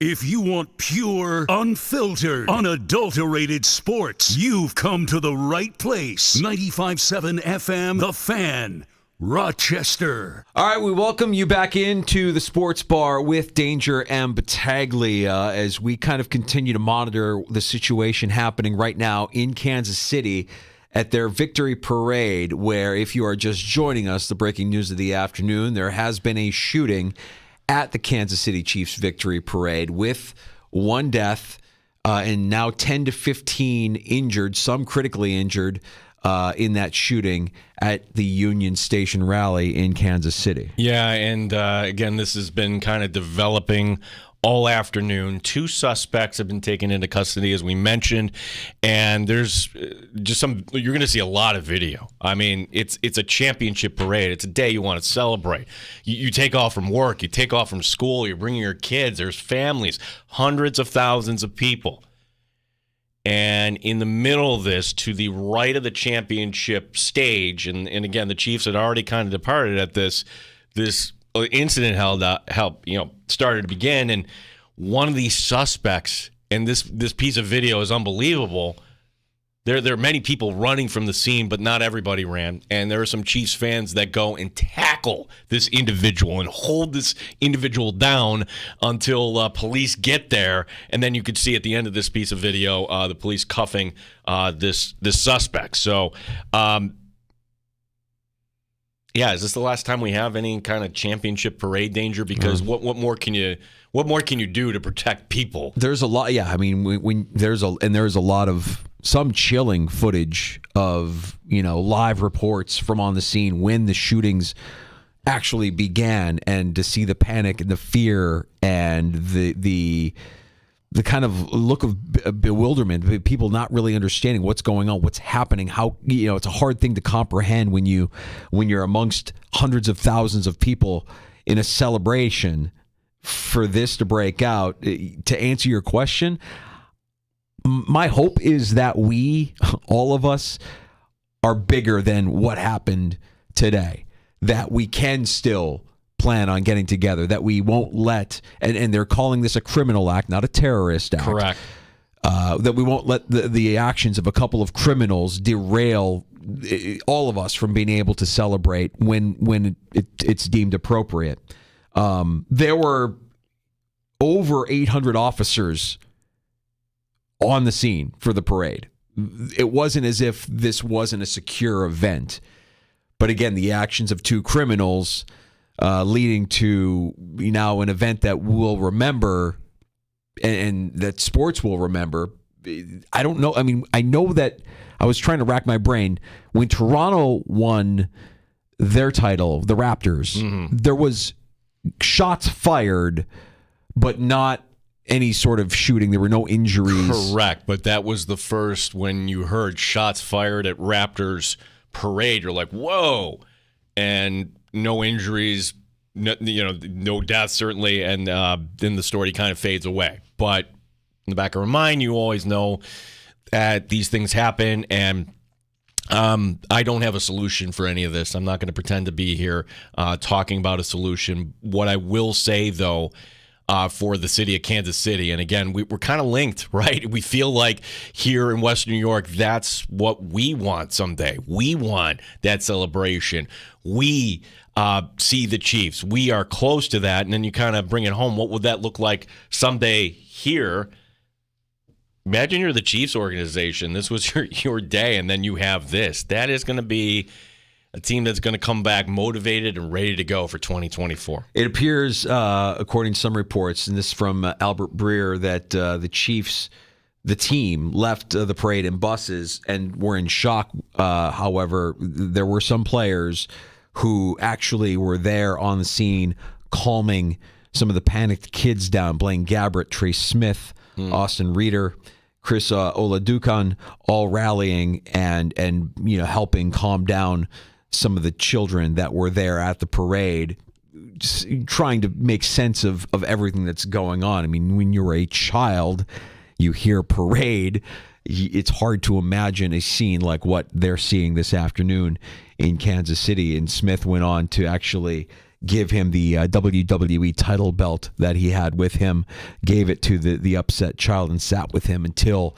he was calmed down. So again, the number went from 10 to possibly up to as many as 15, according to Kansas City Chief of Police Stacey Graves, who we heard from last hour. We also heard from Kansas City Mayor Quentin Lewis, both laying out just how much security was there on site with over 800 officers from not just Kansas City, but also the surrounding areas. There were some federal officers there as well, and they're all chipping in to be a part of this investigation now that includes 2 suspects in custody for this shooting.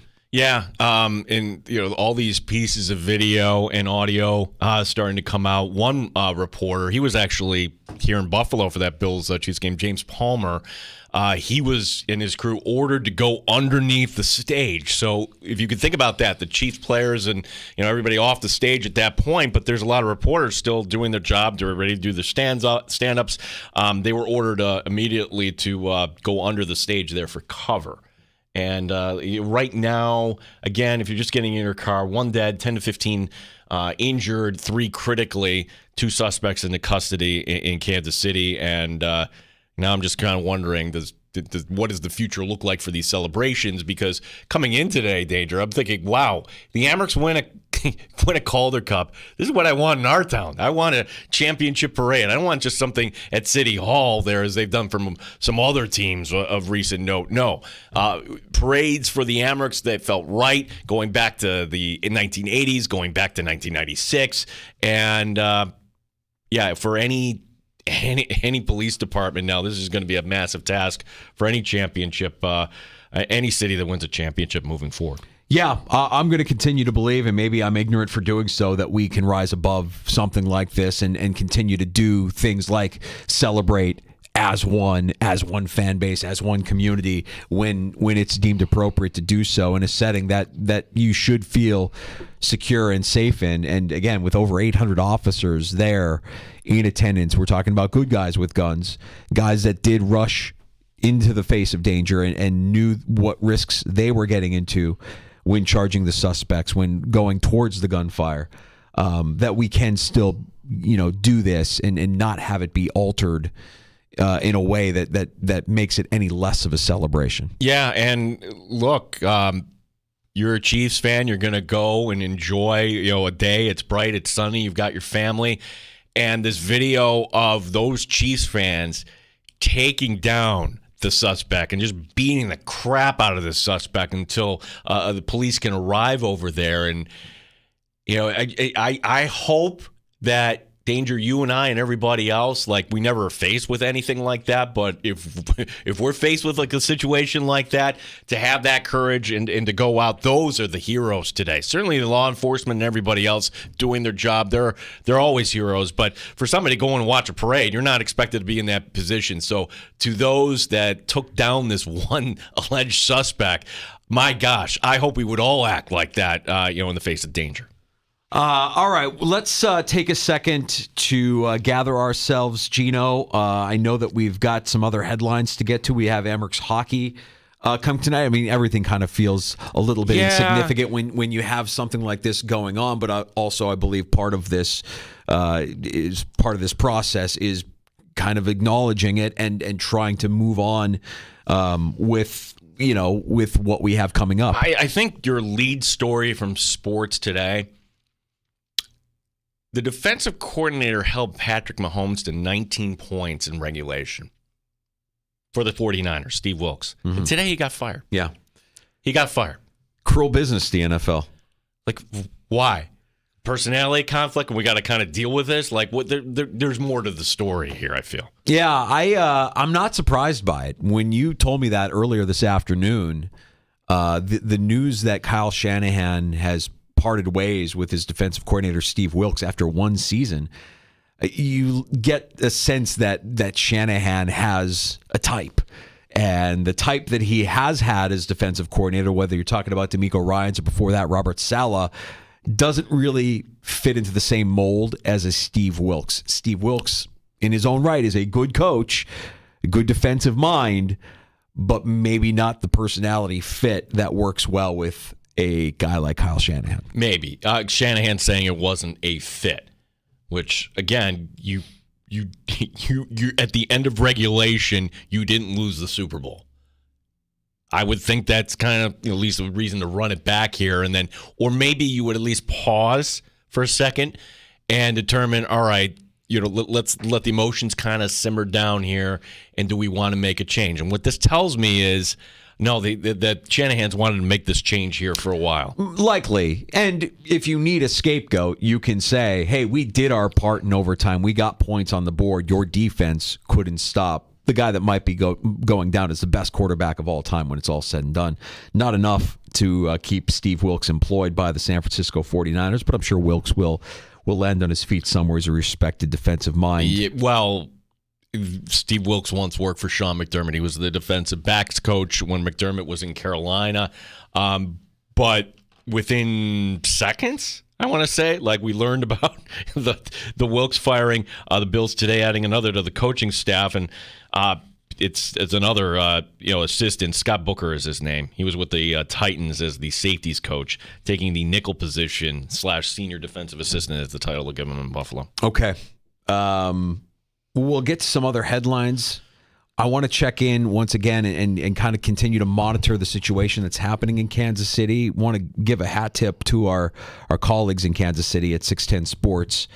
We've talked to Alex Gold in the past. We certainly have talked to Jay Binkley in the past. And we know that right now they're doing a lot of work trying to gather as much audio and as much information as they can share to keep all of us informed on the situation in Kansas City, where you have one dead and up to 15 injured in another mass shooting after the Chiefs' victory parade this afternoon.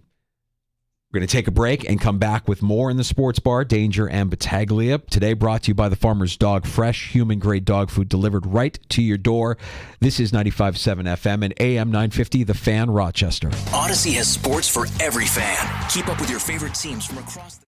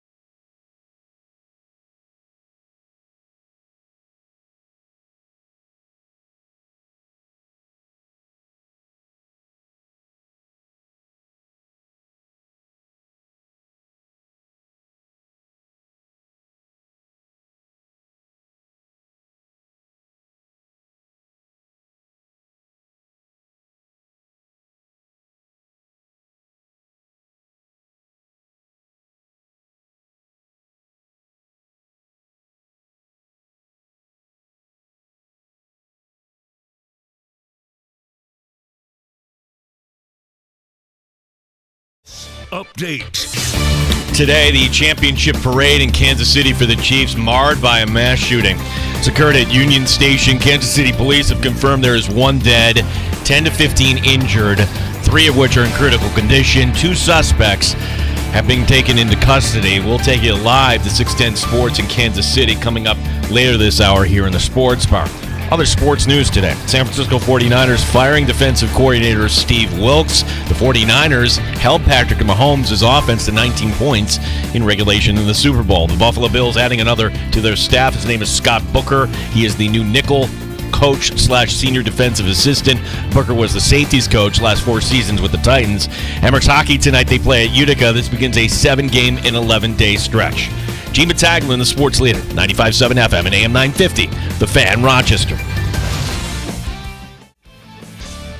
Rochester's home for live sports and the best sports talk anywhere. The sports leader, 95.7 FM and AM 950, The Fan, Rochester. All right, we welcome you back into the Sports Bar. Danger and Battaglia, glad you're with us this afternoon. It's a memorable afternoon. Unfortunately, for all the wrong reasons, we have a mass shooting at the Kansas City Chiefs championship parade where one person has died, and we have a count of 10 to 15 who have been injured, some critically or in critical condition right now. We heard earlier from Kansas City Mayor Quentin Lewis, Kansas City Police Chief Stacey Graves in a press conference as they continue to investigate what's happening there on the scene. And we want to throw it to our Odyssey Sports sister station in Kansas City, 610 Sports Radio, who are providing us with a little bit more detail on the actual event happening. I haven't given much commentary today, and I don't think that is appropriate today. And I understand that my job and my role and my responsibility into this is to get you the most accurate news and the most accurate information.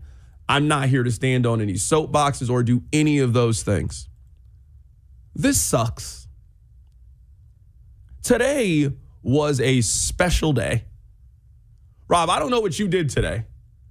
Woke up at 6 o'clock this morning. Some of my dearest, closest friends, I mean, people that I was in their wedding, they will one day be in my wedding, their kids, their parents, their family. We're all in my apartment. We're having a good time. We're drinking. We're eating. We're watching the parade on the television. We're watching it go by. A magical day. I'm sure that many of you have a story that is very, very similar to mine. Up until 2 o'clock, today was going great. Today was one of the more fun days, best days that you've had. Celebrating their accomplishments, what they've done, celebrating this run that they've been on. And more important than that, because half of the day is about celebrating them and what they accomplish. It's also about celebrating us and where we live and the pride that you have living where we live and growing up where we grew up. And the fact that all of those positive memories that you made today or that you were able to share with your kids or your grandparents or your whoever, all of the memories that you have today are going to be tied into this incident. All of them. That's what today will be known for. Not how great it was for a majority of the day and how special it was and how unique it was. You don't get these every year in your city. This isn't the St. Patrick's Day parade. This isn't a Thanksgiving parade that you just know every year on the calendar. No. There are some cities that have never experienced what we got to experience earlier today. Detroit has never experienced it. Minnesota, talking great American cities, they have never experienced what we have had the opportunity to experience now 4 times in less than a decade. Some of my most favorite memories, some of your most favorite memories have been on days like today. And the fact that this incident has taken away all of that joy, all of that civic pride is really, really heartbreaking. And we're not talking about that Chris Jones looked absolutely drunk off his ass earlier today. I mean, my guy was leaning. We are not talking about Travis Kelce, who appeared to be the exact same, or Chris Jones saying that I'm coming back next year. That's what we should be talking about. But in fact, we are talking about somebody or somebodies whomever they are, and I don't know. Somebody's decided to start shooting today at Union Station, and they killed an innocent person that has nothing to do with whatever their issue is, and injured and wounded 10 to 15 people and ruined the day of millions of other people. And it is incredibly unfortunate what happened today. I will stop commentating on what happened, and we will go back to just the news and the facts. We'll do that on the other side. Keep it right here, it's The Drive. All right, there you go. 610 Sports Radio in Kansas City, providing a little bit of commentary and a little bit of detail into today's shooting. That, by the way, Carrington Harrison, who you hear on the CBS Sports Radio Network from time to time, and he does a weekly radio show with Patrick Mahomes, so you could hear it in his voice how he's holding it back there. That was outstanding, his commentary. And I would also say, the point that resonated with me, how many cities in America don't get to experience what they've experienced. And man, my hope is that when the day comes where we do get to experience that we actually can make it through that day with the kind of joy and exuberance that you would expect on a championship day parade, a championship day celebration, whatever it might be. Hard thing to process, man. And the way he laid it out, I mean, you go into the day not even thinking about the worst case scenario, the idea that somebody could lose their life at this event, the hands of a senseless act of violence. That's a tough thing to process. Imagine being a kid at the parade trying to process it. Hopefully, I think we're getting conflicting reports on who some of the injured may be. Yeah, hopefully it isn't children. I think they took some of these injured to the children's hospital, but that doesn't mean that they were children. I think that's what we got to piece together. The other part of this too, I think we should point out that the police have said this was not terrorism. This was criminal. Correct. And with over 800 officers there on the scene, you get the impression that this is a safe and secure environment. Yet the acts of, right now it looks like 2 suspects that are in custody. The acts of people that, cast a dark cloud on what would be a normal day of celebration for all of those fans.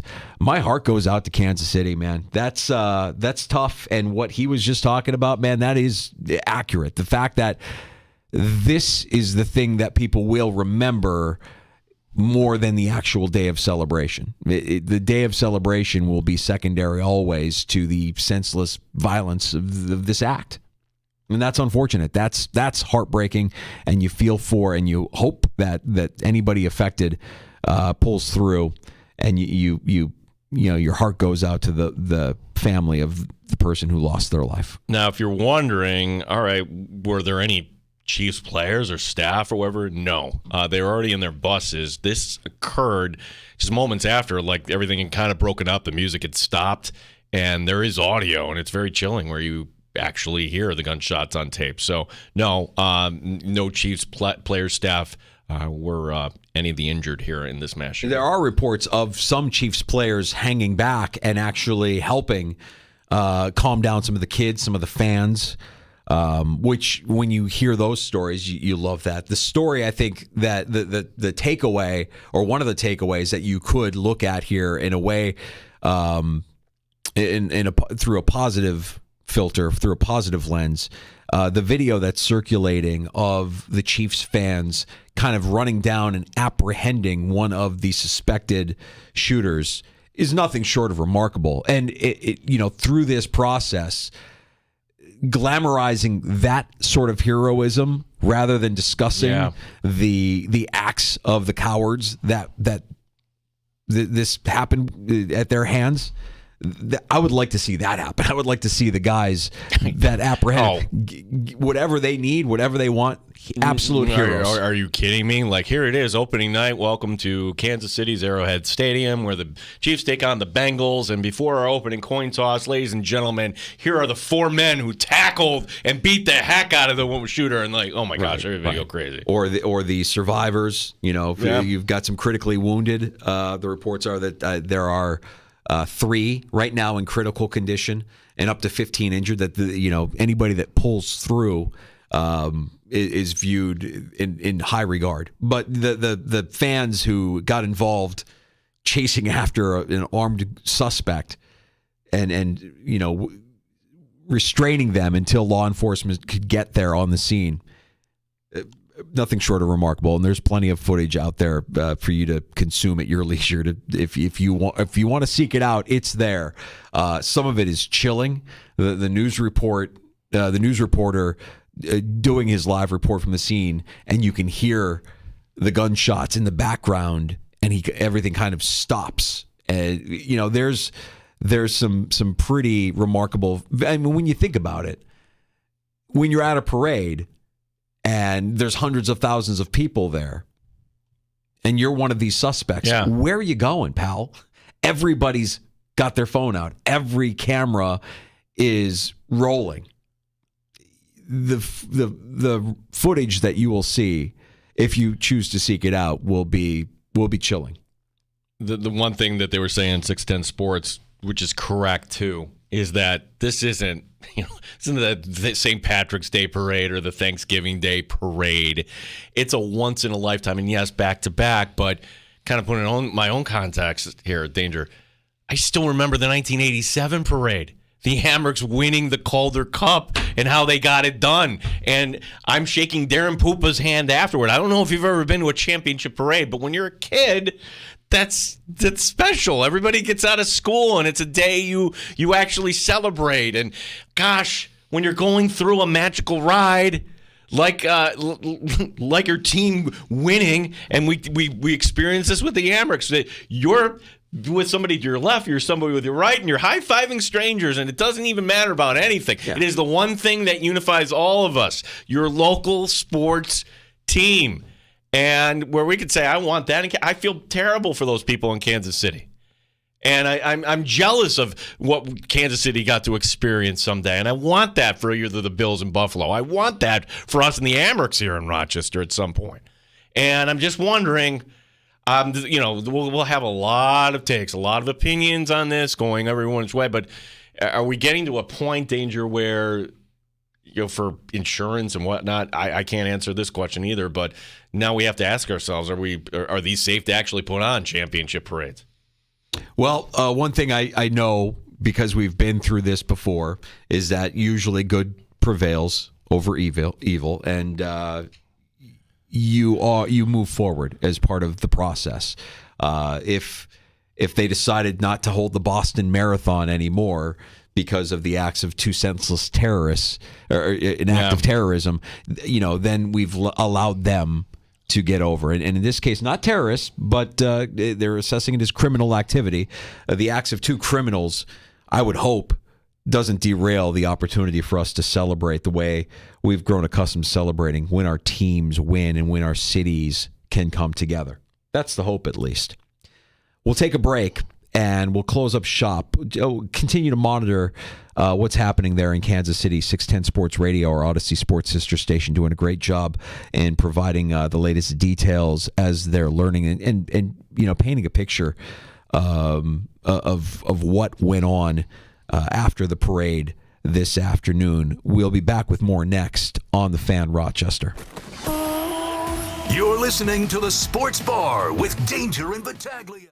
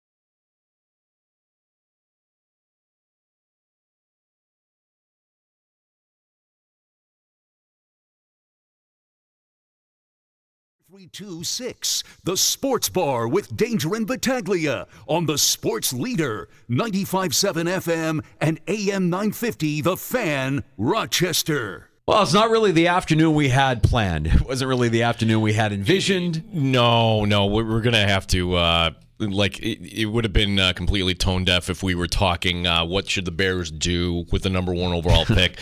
So Lawrence Holmes from 670 The Score in Chicago. We'll reschedule that for another day. That was going to be our conversation today, but we realized the 5 o'clock hour, no.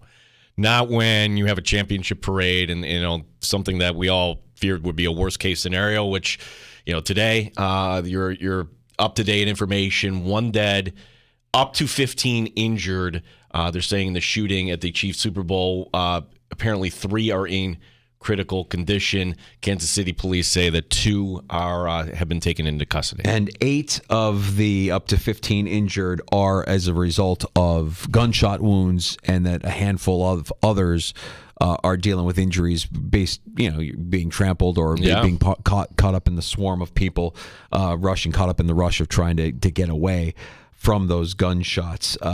Big thanks to the work being done in Kansas City, our Odyssey Sports sister station, 610 Sports Radio in Kansas City, who you've been hearing throughout the course of the afternoon here, keeping us updated and providing us with a little bit more detail as to what's been going on there on the streets of Kansas City. Peter writing to us, you two are handling the situation today so well on air. Peter, thank you. Take that as high praise. And this is, it's one of those difficult days where, you look up at the monitor, oh no, this is what's happening. Well, yes, and it's a hard thing to be prepared for. I don't envy the position of anybody that was on live TV or live radio when this news breaks, because how do you prepare to talk about something that unfortunately happens more frequently than we'd like in our country? You and I aren't solving the world's problems here. We're talking sports in our hometown. Yeah. And, I'm not going to get on a soapbox. You're not going to get on a soapbox. We're here to help provide you with whatever we learn, whatever we find out from those that are there, those that are credible, and keep you as updated as we can.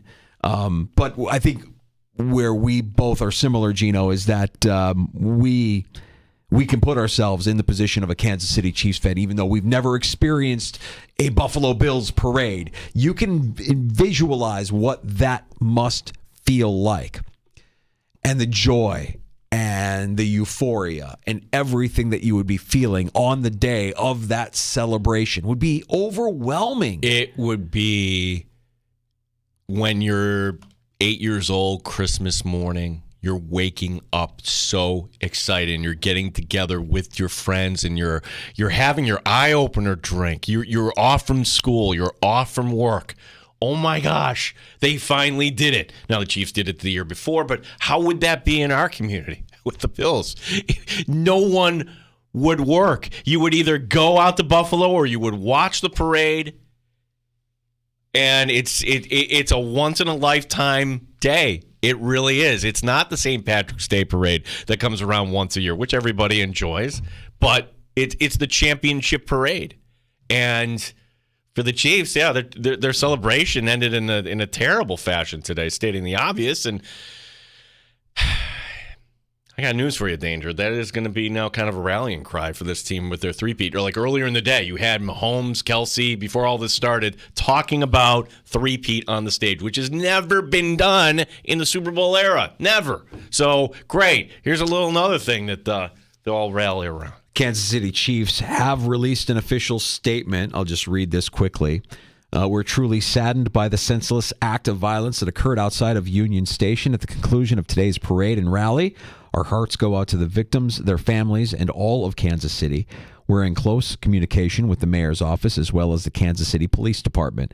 At this time, we have confirmed that all of our players, coaches, staff, and their families are safe and accounted for. We thank the local law enforcement officers and first responders who are on scene to assist. Is Children's Mercy the same as Truman?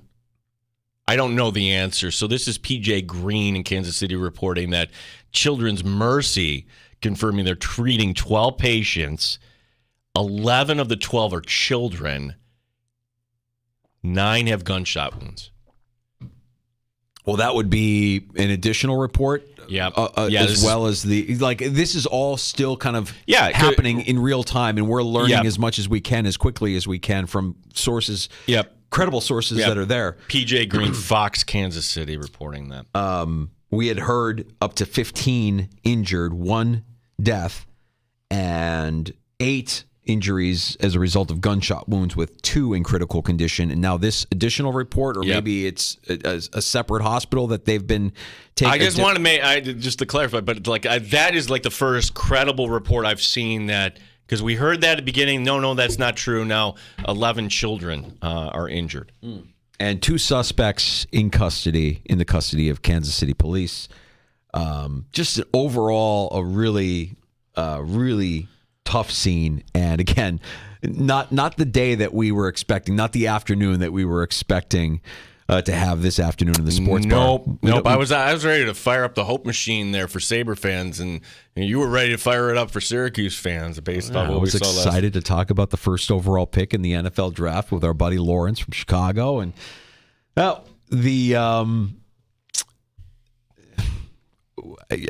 of speechless, speechless that we're having this dialogue again. And this time revolving around a celebration for the Kansas City Chiefs. Where do we go next, Gino? Steve Wilkes. They're talking about that on ESPN here. I still think that's... You don't think it's stunning. I think that's stunning. You're a Super Bowl team, and you fire the defensive coordinator on what grounds? And statistically... the defense performed as good, if not better, in some categories than it did the year prior. Right. So what grounds are you firing Steve Wilkes? Like there has to be I'm telling you, a reason other than it wasn't a fit. Personality clash. That's the only that you have a reason in that we got points in overtime. Your defense couldn't stop the greatest ever. That could be a reason. That can't be the reason. Could absolutely be the reason. Or it could just be, I'm Kyle Shanahan and I don't like you. Or could have been Steve Wilkes saying, hey, Shanahan, you should have deferred, you dummy, and then it blows up from there. I just... There's more to the story there.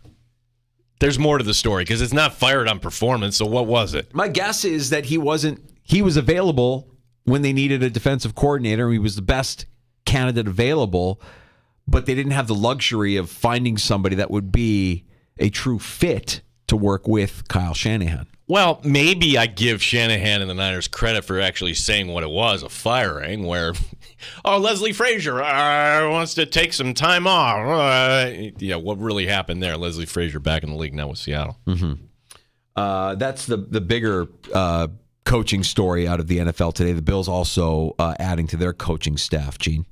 Yeah, so they added, he was with the Titans as the secondary coach. Scott Booker is his name, nickel coach / defensive senior defensive assistant, which is funny because first came across was the Wilkes firing today, and then your mind jumps to, wait a second, Wilkes was the defensive backs coach under McDermott in Carolina, and they were with the Super Bowl together. I'm like, oh, wait a second, could McDermott bring him in? And minutes later, and I think it's just kind of a coincidence, the Booker announcement came. And again, the Titans had a good defense, so I guess you had to bring in somebody there. But I'm just curious where Wilkes will end up here.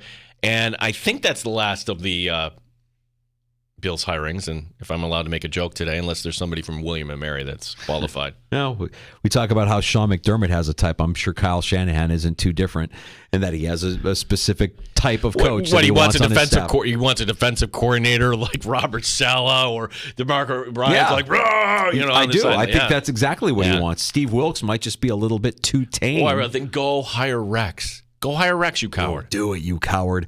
Get Rex Ryan. He's there. He wants to work. He wants to be back in the league. What would Rex do with that Niners defense? Well, you want to talk about a clash in personality. Put Rex Ryan and Kyle Shanahan in the same room? I don't think so, man. Oil and water. I don't think those two would mix at all. But love me some Rex. Hope he gets a job somewhere. That would be a lot of fun for the NFL. Paul Hamilton will join us on the show tomorrow. We'll talk some Sabres because I'll make the argument that if the Sabres somehow win tomorrow night against Florida, then we have something to talk about here with the Sabres in terms of, all right, can they get back into this thing? It's possible. We'll preview that game with Paul Hamilton from our Odyssey Sports sister station, WGR in Buffalo, tomorrow afternoon. And as we sign off here, let's just once again kind of recap the latest of what we've heard in this report that you just mentioned, Gino, from PJ Green in Kansas City, that the Children's Mercy Hospital in Kansas City has confirmed they are treating 12 patients from the Chiefs parade. 11 of those patients are children, and 9 of them have gunshot wounds. That conflicts with something that was said by Kansas City Police Chief Stacey Graves in their press conference earlier, where she was asked directly if children were harmed, and she said no. If that update is true, if that sort, he's a credible source, but if that's... Okay, there's another one too. This is from KCTV5. So University Health, which is Truman, 8 gunshot victims, 3 critical. Children's Mercy, 9 gunshot victims, at least 8 of them are kids. So between the two, 17 gunshot victims. Just horrible. An absolute tragedy in Kansas City today on a day that was meant for celebration. I know I speak on your behalf, Gino. Our hearts go out to the people of Kansas City. I want to prop up the heroes that apprehended the 2 suspects that are in custody right now. We'll learn more about this, and we'll continue to keep the families of those affected in our thoughts. And we'll do our best to pick up the pieces and move on and rise above everything as we always seem to do when these sort of events happen. But it doesn't make it any less jarring. And I don't know about you, I can't wait to go home this Valentine's Day and hug my kids. JR is always spot on. JR Sports Brief. I'm curious what he has to say about this. JR Sport Brief next on the Fan Rochester. We are back tomorrow afternoon, starting at 3 o'clock with a brand new episode. And as Gino mentioned, Paul Hamilton will stop by. We'll talk some Sabres and Panthers and get you a preview of tomorrow night's action. Also coming up tonight here on the Fan, Amerks Hockey, live from Utica as the Amerks take on the Comets. Don Stevens will have the call coming up at 7 tonight. JR Sport Brief next on the Fan. You're listening